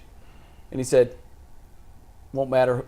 That doesn't make it one bit of difference." I said, "Why not?" And he goes, "As long as Jerry is our owner, we're never winning." And I said, "I've met my cousin. Yeah, right. Right. I've met my football cousin because I'm a fan of the Browns." And he Yeah. laughed. And he goes, "The only difference between Jimmy Haslam and Jerry Johnson is that our guy backed into success early." Yeah, right. And has screwed things up since, and your guy never had any success and is constantly screwing things up. Well, they've been better, obviously. They've been at least in the playoffs consistently. Well, compared to the Browns, they've been Yeah, better. yeah. But ultimately, you're judged on playoff wins, and Right. they have a couple they've of done playoff nothing wins since over the Jimmy last Johnson. 20 years, Yeah. and the Browns have one. So I'm not gonna lie. The thing I don't want to see is on the bottom line. Nick Chubb signs with Pittsburgh. So, I'm telling you, I do. Listen, I've said all along that's the one Bro. thing that would drive this fan base into a frenzy. because then I would. Part two of that, though, is he has to, like, if he goes there and averages 2.9 yards a carry and is a non-factor, then everybody will say, well, told you he was washed up. You can have him, Pittsburgh. He's our discard. But if he goes there and he runs for 1,500 yards and is old Nick Chubb again, there's an in-between, Jay, which is the most likely thing. If he goes there, I don't think he's running for 1,500 yards. He goes there and gives you 900 yards. that's a success. As a 1B guy. And 13 touchdowns, and he's a strong goal line guy, short yardage. I'm still going to hate it. I don't care if he rushes for 300 yards, but has 9 touchdowns. I'm going to be like, I'm going to be mad. No, because he's going to be productive. He's really good around the goal line, no matter what. I don't care. And we'd have to see him twice a year. And How he's a motivated do you think he'd be for those two? Tremendous And you better believe that guy's going to get up for the Cleveland Browns if he's playing against That the is Browns in the same division. Like, it makes me, bro, Andrew Berry, I don't know, you need to borrow some money? Go to that cash day, pay advance, and get a couple million out, and get this man these coins. That's what I meant to say. No, I changed my mind. Running back. We need to sign Nick Chubb. That's what we need to be doing. If I'm the Browns in terms of veteran quarterback, I'm thinking about who I'm like. The Browns probably have some idea at this point who they're. Let's say they are going to try to get Cam Ward. I'm just throwing that as an example. Maybe they have to trade up to one to do it, whatever. Well, then you'd want to get a veteran quarterback that maybe has a style similar to Cam Ward. You don't want to sign Justin Fields or some other quarterback that plays the game differently, right? Because in a perfect world, even if the Browns get Cam Ward, he's not playing week 1. I know you draft a guy first or second, he probably plays week 1, but, you know, you don't want to be forced into a situation where you have Right. I was thinking about that, too. Like, what they do in free agency, does that tell you whether or not they're going to start a quarterback week 1 as a rookie? I don't think so. No, because you never know. Even if they signed Flacco today and they drafted Cam Ward, if Cam Ward balls out in training camp, he's going to play. That's right. He's going to play. Man. That's right. There's always a plan. At least if you have that there's always a plan until the guys get on the grass and you find out if these guys can ball or not. That's right. Isn't that funny? You played in the league. How do people react when there's a rookie that comes along and okay, he was supposed to be a big round guy, whatever the case may be, and then he gets out there and he's damn good. Do people really recognize that one, like day one? Oh, this kid's gonna play. Oh yeah, and it's us. The guys in the locker room are the ones that start talking about it. Hey man, just see, this dude can play. We need about 6 of those this year. Russell Wilson. You said. Russell Wilson was a third round pick. You don't think those cats in Seattle were like Russell Wilson? He's nice, man. And Ben when he came into Pittsburgh out of Miami of Ohio, because wasn't it like? Golly, man, this takes me back. Wasn't it like Tavares Jackson, R.I.P.? Yes. Wasn't he the guy in Seattle? It's supposed to be. They gave him big money or something, or a new extension, and then Russell Wilson was a baller in camp. And next thing you know, it was done. Matt Flynn, right? What's that his name? Matt Flynn. Matt Flynn was there for 2 seconds. The Packers. Yeah, he had some other 2 good football games. news that happened over the weekend. Then we will update you on all the free agency signings as they continue to come in. Josh Allen signed a record-breaking extension at the quarterback position for the Buffalo Bills.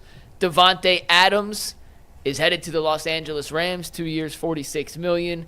And Geno Smith got traded from Seattle to the Las Vegas Raiders, teaming up with Pete Carroll. Bo, what'd you make of those 3 moves? The Adams thing was really surprising because they've been talking about moving on from Cooper Kupp, and I get it. Kupp's missed a lot of games in recent years, but like he's your guy. Adams is another old receiver. I get it. Adams at this point is better than Kupp because he's been able to stay on the field, but that just seemed like an odd move. Why wouldn't you stick with the wide receiver you know? I think, they have the information on Cooper Kupp. Yeah, I guess. And I think your first point about him is exactly the why. injuries that they're just worried we about. We need a guy that is available. Reliable. Yeah, and that's a lot of money for an older wide receiver, though. To that point, what he's going to get per year, the Browns have half of that amount.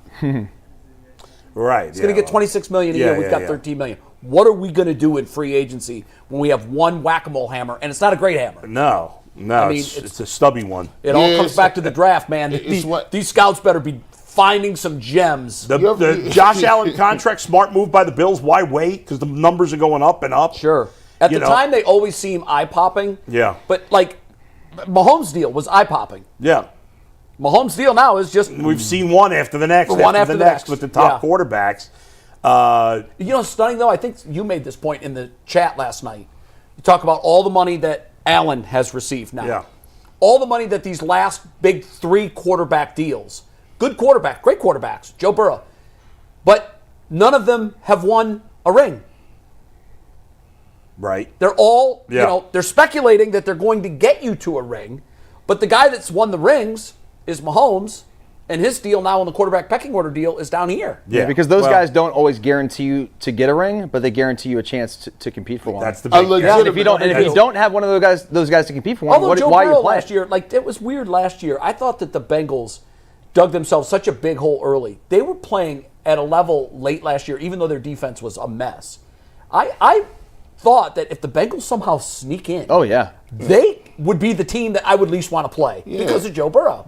When you get one of them dudes, you get a floor where it's like that's right. Every year it's going to be 9-10. And if we get some good health and ball bounces, we 13, 14. I tweeted last night the Bills paid Allen $250 guaranteed, right? Yeah. And I said, well, they could pay him $500 million guaranteed and to be worth every penny. And someone goes, except against Kansas City. I'm like, okay, sure.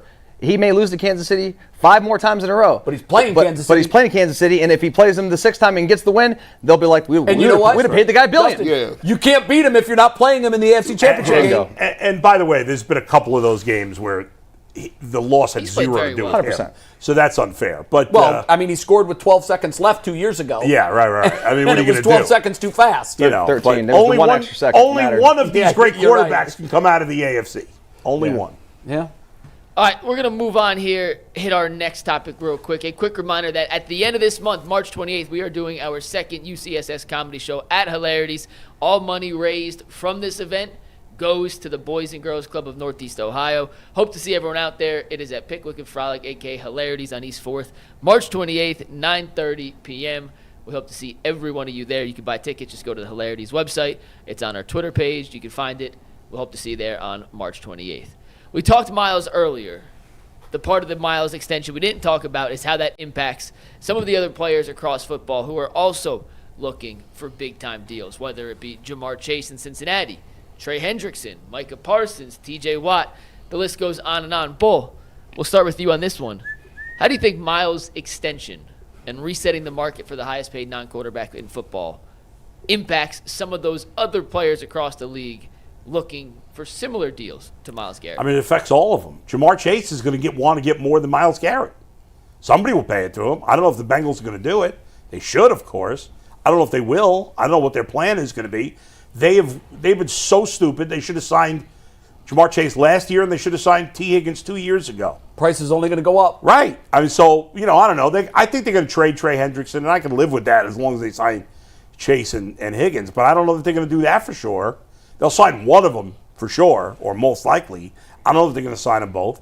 But Jamar Chase just saw Myles Garrett get 40, and he's going to say, well, I'm more impactful on winning than Myles Garrett. Whether it's true or not, it's up for debate, but that's what he's going to think.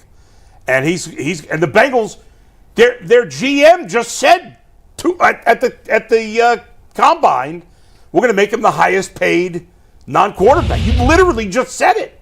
So now you can't say, well, we didn't know Myles Garrett was going to. He's going to want $41 million a year, and he's worth it. And I don't blame him. You said I don't know if that's true or not. Well, I'll ask you this: Yeah, you're building a team, regardless of the talent you have at every other position. Yeah, Myles Garrett is available, and Jamar Chase is available. Who are you taking? Bingo, easy question. Every time, Jamar Chase. And he is younger, also that factors in. Even if he wasn't, of course he is younger. 5 years, 6 years younger. Yeah. I don't care. Give me the impactful wide receiver because he can make the most important position in football look better. Yes. Myles can't make any of our quarterbacks look any better than they did. No, that's true. And so his money went up and all those other pass rushers. Now, like Trey Hendrickson's not going to get paid more than Myles Garrett. It's not like quarterback. But if Trey Hendrickson was thinking, well, I should get 30, well, now he's thinking I should get 35. Yeah, you're right. Because there's only a couple of guys, like Myles Garrett. Yeah, I think Myles Garrett's better than him. But there's not many other pass rushers better than him. Maybe they should start playing Myles at tight end a little bit. Get your money's worth. Yeah, right. Yeah.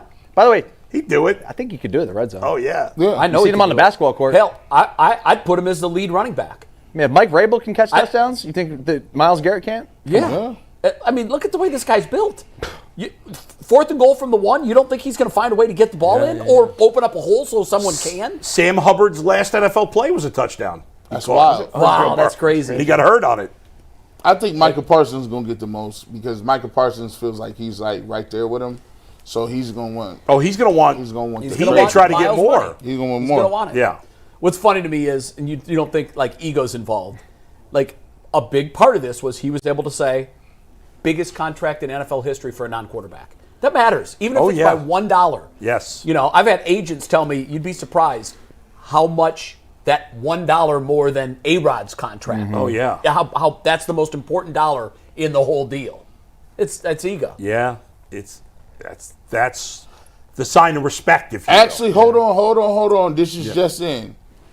Stephen A. Smith seen Myles Garrett deal. Now Stephen A. wants 6 years, $125 million, 100 guaranteed. I don't know if you guys talked Well, they about have that last working Friday, football now. but good for Stephen A. Yeah, fine. Like, good shout, for Stephen Hey, A. shout out. Hey, Stephen A. Keep getting it. Maybe one day now I'm like, Stephen A. got 100. I need to get some of that money too. Unlike in professional sports, in this business, high tide doesn't make all ships rise. Oh, absolutely not. Yeah. Yeah. I might have to. Don't tempt me. I will fall in here. Don't let. I mean, they're like, G. Bush is having a seizure. G. Bush is now the richest dude in Cleveland. Falling in grocery stores. How much did he get, Stephen A? 20 per. Wow. 100 for 5. That's wild. Is that more than McAfee? I don't know. I don't think so. He has 2 deals. He has his independent deal, which I at the time was over $100 million. So no. Wow. But I think it might have been for more years. But he also has now ESPN, so incredible. Well, Stephen A's got his other things too, doesn't he? He does, but it makes money off of them, but not like McAfee does. Yeah. McAfee broke the mold. Stephen A is a funny dude. Hey, I love Stephen A. I'll tell you this: there's nobody I've ever worked with that works harder. Nobody. You have to. You have to work hard. I always used to make fun of him because I'd wake up on a Sunday morning, I'd be on the treadmill, and look up, I'm like, is that Stephen A? It's at 8 a.m. Sports Center on Sunday. I would text him, what are you doing, bro? He'd come in work Monday, he goes, hey, man, I never say no. I've made my reputation off never saying no. So if the Sunday Sports Center producer makes a lot of money, let's reach out and see if we can get Stephen A. Smith, the guy is not afraid to work 24/7, I know and he's never met a camera that he doesn't love. G, Mustn't have much of a personal life. Micah Parsons. Not like he should. Right. Micah Parsons looking for a new contract. Mm-hmm. Will he get more than Myles Garrett just Yes, got? yes. It always works that way. When somebody get that money, it's almost the price today and the price tomorrow. That money always gonna go up. And Not for the other positions necessarily. but for The great players at guys, other positions. like quarterback, the premium positions, the receivers, the defensive backs, the quarterback, and the defensive ends. Yep. Like when one person get the bag and you got numbers comparable to them, you automatically know you're getting more. Even if you're not, like, think about it. Who's the next placebo quarterback coming up? Who's the next quarterback that's up for it? Jaden Daniels in a couple years. He's going to break the C.J. bank. Stroud. Stroud took a step back this year, and Daniels may well next year. But Stroud will be the next up, and he'll get more than everybody. I mean, Trevor Lawrence. Well, but We Well, thought Trevor Lawrence was didn't get that more guy. than everybody, No, though. but we thought he was that guy, and then he took a huge step back. he still got a big contract, but it wasn't more than the best guys. Wasn't a record Right, breaker. nah. Like if I believe he is. I believe Jaden Daniels is him. I believe that He has with now been stamped. everything He is in him. my heart. Yes. I believe this kid is the next Patrick Mahomes. So if he continues to progress and continues to just play at the level you've been playing at, this guy's going to break sure. the record. Yeah. He's going to So break it. Michael Parsons gonna get more than him. See, Max Crosby had it. Now I'm trying to think of any other defensive ends young guys that might be in that. Well, Hendrickson. Well, he's not He's young. not young. But he's Myles No, Garrett's but- age. But he won't get more. But he's coming up, right? No, He's No, 30. he's no. No. I mean, what's his deal? Currently, he's Yeah. got 2 years left. Yeah, Oh, so yeah. But not at big money. no, but if I'm Cincinnati, I'm going to renegotiate his deal because, like, Well, you they're said, going to trade him. Yeah, it sounds like they are. Yeah. I mean, he's asked to be traded. Doesn't mean they're going to. See, it wouldn't shock me if he declined quicker than Myles Garrett does. So I'm okay with them trading him. They based just on got body to sign type. Higgins and Chase. What's up That's all with I care Higgins? about. What y'all doing on Higgins, man? They franchise. Franchise him this tag year. him. They'll franchise him next year too. No, they can a third year. Oh, was he franchised last year? Yeah. Okay, you're right. I thought he. I mean, you can technically, but the number, I think they It's have to pay him like astronomical. $45 million. Yeah, it's And astronomical. how old is he? 25, 26, something like that. I mean, Who? he's young. T. Higgins. 26. I think Higgins is gone, and I think they're going to give Chase Well, he's not whatever he gone. wants. I mean, they franchised No, him. no, no. I mean, after after this this year, I thought this was his first franchise year. No. I didn't know he was playing under No, last year. they got it. If that's the case, then this is his last year in Cincinnati. Probably, but he's they going to be available, and he'll make a ton of money. Well, there's no reason they shouldn't sign him. It's inexcusable for them not to sign him. no, they got to sign especially both now of them. that Hendrickson's off the table. Well, he's not yet, but If he is, that's then what I'm yes. saying. They should trade Hendrickson and sign Jason Higgins. Yeah. That's what they should do. Well, whether they do that or not. Boy, I don't you know. have that Three Musketeer triumphant. I'm not messing with that. Oh my God, they're all young. They're all elite players. Yeah. And now you just have to fix the defense. And they now got a you young- can spend and- all of but- your capital in the draft on defense. Exactly. And they got a great young running back too. So Yeah. They've spend got all your money there and then draft on the defense. That's it. Yeah. We'll see what they do. This is off the beaten path, but I think the most intriguing thing is what the heck is the Browns doing at 33? 2 is whatever. Because there are so many holes. Like, would you be surprised if they went a number of ways? Receiver, left tackle, defensive end, defense. Like, for me, I'm trading the pick. Well, it all depends on what they do at 2. If they don't take a quarterback at 2, then they're taking one at 33. I don't think that's a sure thing. I think it better be. We've talked about this. The likelihood of success increases dramatically based on where you're drafted. I don't trade out of that spot, man. I think you need to have somebody who can be an impactful player next year, this coming season. I mean, like in starting right away. Yeah. You know? Would you guys be excited about Abdul Carter at 2? No. And the prospect Excited? of what that No. defensive line... Would I have a problem with it? No. Would I be excited? I'd be But what excited. I'd be excited about the possibility. I wouldn't. I wouldn't. I wouldn't jump on them, but I wouldn't be like, "Oh my gosh, this is going to be great." Nah, like, I'd have to see the plan. You know, Yeah, like I got to know how this free agency ends, how the draft ends, who's like what veteran quarterbacks on the roster, Right. and Yeah. who's the rookie quarterback before I can say I'm excited about Abdul Let's do Carter. this. We've got 24 minutes, and these deals aren't flying in. We got some deals. You want to go over Go- some? Go ahead. What do you got? Probably they're all like nominal Twitter's things. it's still not working though, right? It's hit or miss. I'm on the ESPN website, which has a live tracker to all the deals. So this is everything that we've missed since the start of the hour. Okay. Hassan Reddick to the Buccaneers, 1 year, $14 million, $12 million guaranteed. The Chiefs signed Jalen Moore to a 2-year, $30 million contract. He's a 4-year offensive tackle. He's slated to be the Chiefs' new starting left Didn't they just tackle. lose an offensive lineman to retirement? They traded Joe Tooney. Oh, yeah, that's right. They traded Tooney. That's right. Chris Godwin back to the Buccaneers on a 3-year deal. The Bears reached an agreement with Drew Dahlman, the top center on the Very market. exciting, 3 Mike. years, This is You huge. better order your playoff tickets, Chicago fans. 3 years, $42 million. Braxton Berrios, a 1-year deal to the Texans. By the way, Dan Moore's the guy that Myles Garrett's been eating his lunch for years. No one said Dan Moore. don't at all. No one mentioned Oh, Dan Moore. Jalen Moore. Different, Jalen Moore. different Moore. But that Dan Moore of the Steelers, that offensive lineman for the Steelers, Dan Moore is supposed to get a huge contract. So I never thought he was any good, but anyway, We'll go find out if he does, but not the guy Yeah. that the Chiefs signed. That was Jalen Moore from the 49ers, Yes. not Dan Moore from the Pittsburgh Steelers. Listen up, Bull. Evan Brown, 2-year deal back to Arizona. B.J. Hill, a 3-year deal with the Cincinnati Bengals. That's a re-sign. 3-year, $33 million. And Javon Kinlaw, a 3-year deal worth $45 million, heading to the Washington Commanders. All those moves are non-needle movers. Yeah, Yep. nothing big, which is what we talked There's about. nothing. We don't think there will be. And by the way, it's so funny because a lot of the big free agent moves over the last 5 years, you see the guys get cut 2 years later. And they were moves that people were excited Well, about a we've couple had a of years number ago. of those. And then a year or two later, the guy's cut, and you're like, man, whatever. Meanwhile, everybody's going nuts about him on this Monday 2 years ago. Whenever anyone hits the free agent market from Kansas City, I'm Yeah. always like, hands off. If Andy says he's done, he's done. Right. Yeah. Let's do this real quick. Quick exercise.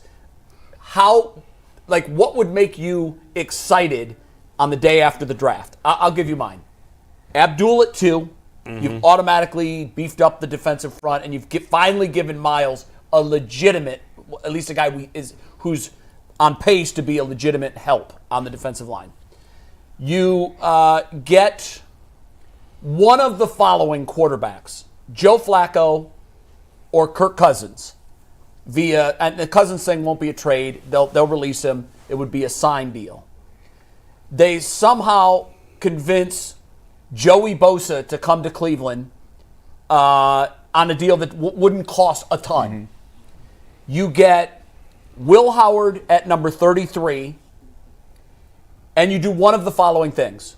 You either re-sign Nick Chubb, or you go after one of these young stalwarts the draft is dripping with talent at running back. Now, I don't know that there will still be a great one in the third round, but there likely will be, because the NFL, the pendulum still hasn't swung back to the the running back position is a critical position. It's getting closer. The running backs that moved last year from team to team had great success. Mixon, Saquon Barkley. A lot of these guys, think we're getting a retread. They're not. Mixon had a great year. Barkley led the Eagles to the Super Bowl. That's the canvas of things that would make me excited. And then, obviously, your third, fourth, fifth, sixth, seventh picks, all of those, you're filling in with guys that end up being great players instead of the bums that we've taken in those rounds the last couple of years. What makes you happy after draft? Man, I got a couple scenarios. First and foremost, go get me a veteran quarterback. I would probably either sign Flacco right now. After I sign him, first thing I do, go back and sign Nick Chubb. Then at number 2, I'm taking one of the quarterbacks. If it's Cam Ward or Shedeur Sanders, I'm going to take one of them. And then I'm at pick number, 33? Yeah. I'm still looking around. I'm like, I'm going to get into the first round, and I'm going to draft one of them running backs. I don't even, if Ashley Genty is there past 17, I am packaging, taking up, going to get him. In the third or fourth round, I am then going back to get another quarterback in this draft, whether it's Curtis Rourke or whoever you like. Jackson Dart won't be there. Milroe won't be there. Or Will Howard probably won't be there. But I'm gonna go get me another quarterback and go ahead and do that as well. Right. And then from that standpoint, I got my quarterback, the bridge guy that can work with something. I got a stud back. I got Nick Chubb back. We gonna run this football. And I got my quarterback of the future just sitting on the bench. I'm ready to go. I mean, you want the whole breakdown like that? I mean, I just gave We got three time. tops. I could have said in the third round I need an offensive lineman. Yeah. The big pieces here. What do you want them to do? He like, that's a lot, bro. I want Cam Ward, my first pick. Cam's number 1 for you. At pick 33. And by the way, I'm cool with them trading up to 1 to get him, because that's how much I want him. That I'm cool with them giving up a mid-round pick to end up with him. At 33. I mean, honestly, at the end of the day, they could take a tackle there. Yeah. They could take a guard there. They need it. They need to They're protect long in the whoever tooth this up front. quarterback is going to be. They could take a receiver at 33, a running back there. At the end of this draft, all I know is we better have the quarterback of our future on the roster. We better have a new running back to be excited about, a receiver to be excited about. Yep. And do you want a veteran on the squad too? You don't want Cam to start day one. Do No, you? I'd prefer to have a Flacco or a Gardner Minshew. Okay. But that happens. Well, you want Cam to start with 1 because he kills it. I lied. I would Yeah. take Gardner. I would take Gardner Minshew over Flacco. I think he has more upside. I think you can actually. Younger. Don't get me wrong. I think if Gardner Minshew was around a good enough team, He could have a Darnold type of year, maybe. He could go potentially. he could go to the playoffs on accident. Okay. On accident. I think you're high as a you-know-what if you think Gardner Minshew is taking the Browns to the playoffs. Let's not get nuts. I said if you had let's not the get Browns. I said if you had enough around him. Yeah, and the other thing Yeah. too is I don't know that anybody's expecting you're adding 7 wins if you go to the playoffs. I'm not talking playoffs. That's not the question. Even I'm not G. talking about Bush- that. even G. I'm Bush talking ain't talking about, playoffs. I'm talking about give me a 7-10. Give me an 8-9. Give me a lot of progress give and me some a- yeah. blocks to build Give on. me a fun I'm not 6 saying wins. how I'll do you take make a the fun playoffs. 6 wins. To me, the only thing that would have me excited after the draft is if they draft Cam Ward and they trade up to 1 to get him. Because if they trade up to 1 to get him, that means they are all in. They believe fully him, yeah. believe. And what they'd have to give up from go to 2 to 1 is minimal. I don't care about a mid-round draft pick. You got 10, 11 picks, whatever the hell they have. That's fine. They've had 1 million picks before. Get the How quarterback. nonchalant he is. If you believe, I just like watching this dude flick the football. But It comes off his hands. He be nonchalant. He be looking around. He is patented. He flicks it like a right-handed Michael Vick. He's playing. Remember how Michael Vick, the ball like a right-handed 70 Vick. yards. He has this step back throw that he does. Right here, that one. Step back off is, his back foot. That one right step there. back. Look at that. Whoop. That across the body throw. It was that first one he played against Iowa State. Every guy that's back. like a video a watch the tape guru that I've heard from, led by Greg Cosell, says this guy's the best, and it's not close between him and the rest. You of the don't draft. Include Kurt Warner in that position? I haven't heard from Kurt Warner. He said Shador, right? No, he said Will Howard. That's right. He said Howard. He said it wasn't even close. Yeah. Jay, I know you and Sean King are tight, and next week we're going to do our quarterback breakdown segment with Sean King. Yep. We may have to strap you into an IV for his Will Howard breakdown. No, I already heard it. We've talked about it on the show. Well, he does not like Will Howard. No. But here's the thing with Sean, and this is opinion. If you have 1,000 topics, you're not going to see eye to eye with every single one. Yeah. Sean has been wrong about some quarterbacks. I want to talk about him on this show because I love Sean King, and I think Sean is as good at his job as anyone ESPN currently has. He's had some That's wins how and much I think about losses Sean for sure. King. However, Sean has missed on some quarterbacks. Sean has said this guy is going to be a decade-plus superstar. That player is out of the league. And he has also said this guy is going to be awful, and that person became a Pro Bowler. What is Kurt Warner? Do we know Kurt Warner's track record of picking quarterbacks? No, I don't. But to answer, my opinion of Kurt, he stays in his lane. He talks about quarterbacks, and he breaks down every single game of all of the top players. So what he said was, I'll preface it this way. He said he watched the last 5 games of all of the quarterbacks, and he said there was no one that impressed me more than Will Howard, and it wasn't even close. Hey, Jimmy G's off the board, headed back to the Rams on a 1-year deal. Smart move for the Rams. What were you going to say? Kurt Warner's son also played with Will Howard at Kansas State. So could taint his. So it could be biased. Also, could be some more intel about how the guy is with the players in the Right. locker room. He said that I'm just judging this off the last 5 games. He made every kind of throw I need my quarterback in the NFL to make. The outside the numbers throw, the on the run throw, this drop back and the scramble throw. He said every single throw he made off platform. Everything. Now it's tough because Will Howard played on one of the greatest teams ever assembled. That's right. That's You're right. It's hard. You'd be like, can you do that against the Baltimore Ravens with Jerry Jeudy and Jamari Thrash? But look at the ball he threw to win the national championship game. Obviously, he threw it to an all-world receiver. He threw it to a receiver who, as a freshman, is NFL ready right now and would be a difference maker on any team. I just think, and he made a perfect throw. I just think in the end, the quarterback is the only thing that gets you excited. So whether that ends up being Cam Ward at 1 or Will Howard at 33 or whatever, the unknown of the rookie quarterback, especially one drafted high, and I would say 33 is still high. Obviously, first-round quarterbacks hit more often, but the next group is the high second-round pick. There's been a number of high second-round picks. Is there any world where, say, the Browns are like, yeah, we weren't sold on a lot of the quarterbacks. Is there any part of the world where they draft either Travis Hunter or Abdul Carter and have them at 2? And then they say, whoa, we have an opportunity to go back and get Cam Ward or Shedeur Sanders, and then they trade up to go get him. Is there any scenario How would they do that? Any scenario in which they pass on a one? You'd never pass on the quarterback in that scenario. No, if you think he's good enough to take it 7, yeah, right. Take him at 2. Yeah, right. You guys are both pretty much in the Cam Ward camp. Of the 2, I'm with you. So if you had to pick, I'm taking Cam Ward. Yeah. You said either Cam or Shedeur, but what's your preference? I think Cam Ward is better than Shedeur Sanders. So that would be your preference. Yeah, I would take him.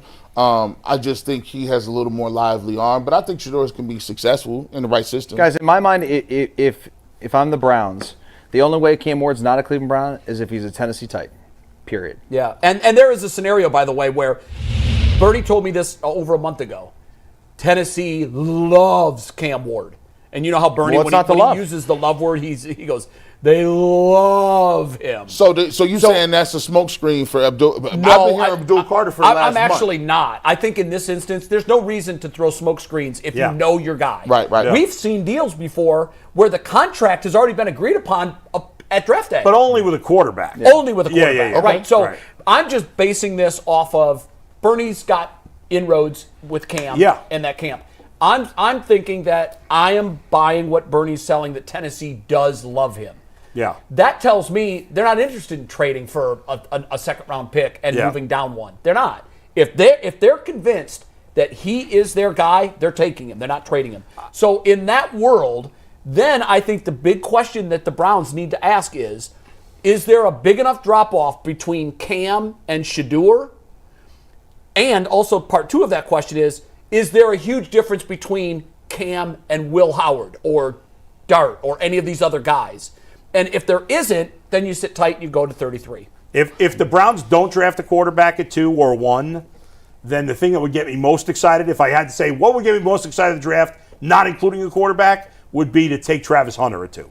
Yeah, because he's an exciting player. And the sky's the limit, like what he could be. And who knows? Like, the guy could be special and play a lot more both ways than we've ever seen before. Right, and what if we'll throw a scenario that, would take a while to get there, but like, what if they draft Travis Hunter? He's this next great wide receiver, plus he can play some DB, and then the following year, and then because you still don't have a quarterback, you suck again next year, you have a high pick, and then next year you fall in love with the right quarterback, and then you get him, and now you have Travis Hunter. He's already had a year in the league. You just re-signed Jerry Jeudy. You got all this great talent. You still got Njoku. You found a running back in the 2nd or 3rd round.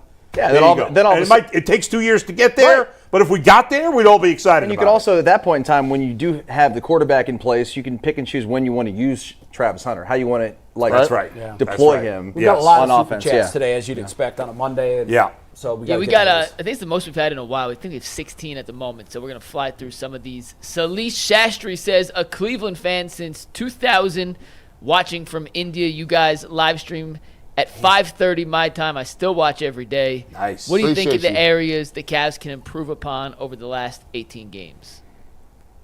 What was what areas can the Cavs improve upon the final 18 games? Oh, the Cavs.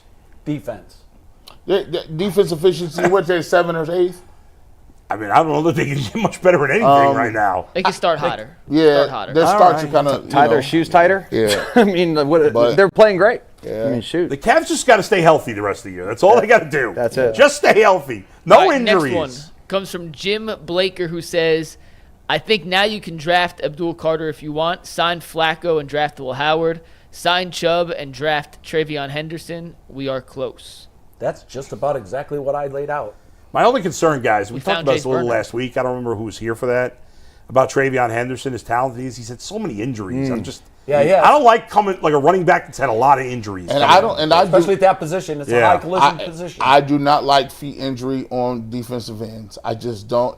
That makes me nervous too. Yeah, he's explosive. That is what Myles Garrett's feet hurt. You better be okay with him because you just gave a guy hundreds of millions of dollars with feet injury. You're talking about Myles Garrett? Or you talking No, about? I'm talking about both of them. I'm talking about both of them. But you've got That's true. Two defensive ends. That's what you're banking on, and both of their feet hurt. I don't like that. All right, next one comes from Kevin Robinson. Kevin says, Myles signed so that he didn't have to sit in his prime. He's always been concerned with individual awards, and having to sit would tarnish his image. He also wants to know, Jim Blaker says, what happens to the cap if Deshaun retired? I don't know the answer. Oh, he's not retiring. No. Oh, he's not. He would forego that money, but guys, I'm not sure that comes off the cap. No, they still have to pay him. I think no, I don't think they the have cap to pay penalties. him. But the cap penalty, I believe, sticks. Well, the dead cap would. Yes, but that's what Sam they're dealing with Hubbard right now. retired, and that money, most of it came off the cap for the Bengals. Yeah, but how much dead money did he have? Only $2 million. That's why. Yeah. So Deshaun, yes, the dead some of the money money would come off. And by the way, we keep kicking that can down the road, We did it with Myles, and everybody says, all the salary cap is a myth. There's no punitive action. Hey. And I know that it keeps getting bigger, but we're looking at it right now. We're cap strapped. So there is a penalty. Oh, Yeah, but they're... Deshaun, this 4? This 4? Okay, I'll let him know. 4 said he ain't He going ain't nowhere. retiring. He's getting paid to sit on his ass. He's Of not- all of the 4's options gonna collect Ford has, all of that. retiring is the That last is one. not like that's like somebody. I don't want no Social Security. I don't want none of Yeah, that. you keep it. All Keep right, that. Christian says, Joe Batonio came back, Myles came back, Nick Chubb wants to say, so they have to have been told something they liked from Andrew Berry. No. Money. Zero chance. Money. DB Dog 21 says, since Andrew Berry has been here, where has there been a player he wanted he couldn't get because of the cap? If AB is one positive, it's he knows how to work the money. How would we know that? How would we know? we wouldn't know that. Would he hold a news conference, the man that tells us nothing at all? Would he hold a news conference tomorrow and say, well, guys, look, I got to tell you, we really wanted these guys, but we couldn't get them. We didn't have the money. Do you guys give him credit for bringing back Myles Garrett? No. Him? No. No. I don't give him That's credit. all up to Jimmy Haslam. I give whoever's ultimately decided there's no way we're trading him. If that's him, then I give him that credit for that. Okay. Yeah. All right. But it is fair to say that to this point, as far as we know, the Browns have not been hindered by the cap of the last few years. I think they're being hindered by it right now. I agree. Yeah, but who would they spend on otherwise? Like, Yeah, we don't know that. What's the biggest amount under the cap? Someone's $100 million under the cap.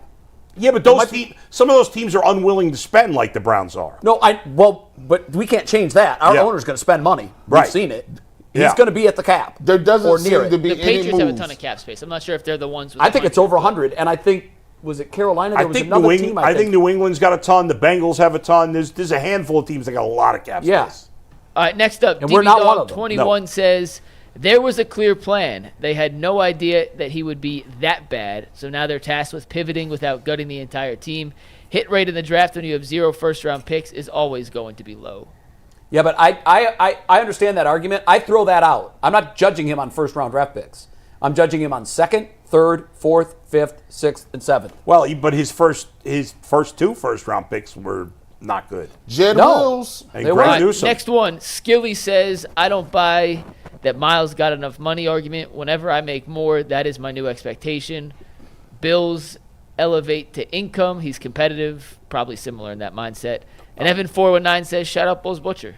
I didn't mention Salvatore the Butcher 216 says Cavs have to be themselves to win it all. My biggest question is their composure / belief when executing their process, specifically against the Celtics. Make or miss league. Yeah, it is. Can they continue to shoot? Can you the knock three? down these jumpers? Yeah, and we know the defense gets ratcheted up in the playoffs. Are they going to continue to Right. be able to hit threes at the rate which they've Yeah. been in the regular season? That's critical. That's it. Brody's bottom line says, congrats to Eddie George, new head coach. That's of the Bowling right. Green Hey. Falcons. Yeah. That's all. We're going to talk about that in overtime, so we will Yeah. address Eddie George. Working his way up the ladder. Love Eddie George. I'll tell you in overtime why I'm not as excited. Ziggy Zumba. Ziggy Zumba, baby. Yeah. Brody also said, Jay, Kyle McCord will be a better NFL quarterback than Will Howard. There are some that believe that. Wow. There are some that believe that. I don't. I need St. John's to be a 2 seed in the NCAA tournament. Because if they are, there's a 50-50 shot they're playing in Cleveland, and I want to see them in Oh, really? Because both 2 seeds play the first 2 rounds, or 2 of the 4 2 seeds play the first 2 rounds in Hey, Cleveland. guess who's the biggest St. John's fan ever in it right now? Who? My son. Why? He loves bought into Patino. it. I He don't bought into understand where Patino. that came. Like, no one ever saw you just come in and be in this St. John's I Red was a Storm. huge He's- St. John's fan as a kid, New York and guy. I admit I've been off the bandwagon. I paid attention. I got but your not back. I close. got your back on They this, got dude. some nice- I've always Hey, we been a still huge got- fan, still but got I didn't. 4 more. They've Still been gotta so get bad. Sorry, go Sorry, Mikey. I My saw bad. DB Dog 21 says, I'm telling you guys, don't underestimate Shador. He's a better fit for Stefanski's offense, mentored by the GOAT, already knows his flaws, and knows he's nowhere near a finished product. Excuse me. Okay. Okay. Fair point. Brody's Fair bottom line points. says, question, can Kevin coach a Cam Ward type quarterback? We gonna find out. We gonna find out. We might We not. hope we can find out. Look, he got pull the trigger. He has to if he on the board. If he don't take that man and he's sitting right there. I think if he's there, they take him. Oh, I I just think think so. Tennessee Yeah, takes him. yeah. I think he's gone. All right, next one. Charles T says, who will be Cam's quarterback mentor with the Browns? Shador's is Brady and Manning. The rookie QB will need all the mental help he can get. You mentioned Bernie a second ago. I'm sure Bernie would take a mentor role if he came here. Bernie would love that. I'm not sure the Browns want him, would allow him near the Yeah. facility. Sadly, Bernie's got so much knowledge to share, but they've proven time and again that they just can't play on the same sandbox. They suck when it comes to their old players. No, I've had other players in Bernie's era tell me that they believe, from talking to their comrades in the league, that the Browns do less for their former players than any team in the league. I mean, heck, they had the family in a tent in the parking lot. What you think? Last super chat, Jim Blaker says, haven't we paid most of Deshaun what's owed mostly? I'm gonna translate this to English, because I don't think that sentence makes sense. They still have Deshaun for 2 more years on the cap, and then it's dead money after that. Yeah, he's on the cap through 2030. It's only egregiously on the cap for the next 2 years. And then it's not quite as bad. 2030. Good God. But by then it'll be such a small percentage of the cap that it won't be a big But deal. I do think they've a long time from they've done a magical job at least diminishing it the best they can. Like, you would think with that contract, they wouldn't even be able to sign no regular people. Well, the only reason they can is because the cap went up considerably more than they expected. Also, they're willing to kick money down the road more than any other team in the league. Jimmy doesn't care how much of his dollars he spends. Yeah. Doesn't care. And at his age, I wouldn't either. Can you imagine? Like, there is a number, a finite number of how much money he has spent on the Browns, and so in other words, he's owned the team for 10 years, whatever it is, and then he's spent $1 billion, and he's got one playoff win. See you in overtime. We'll see you there. The Browns have no team has spent more and got less. Peace. In the hit.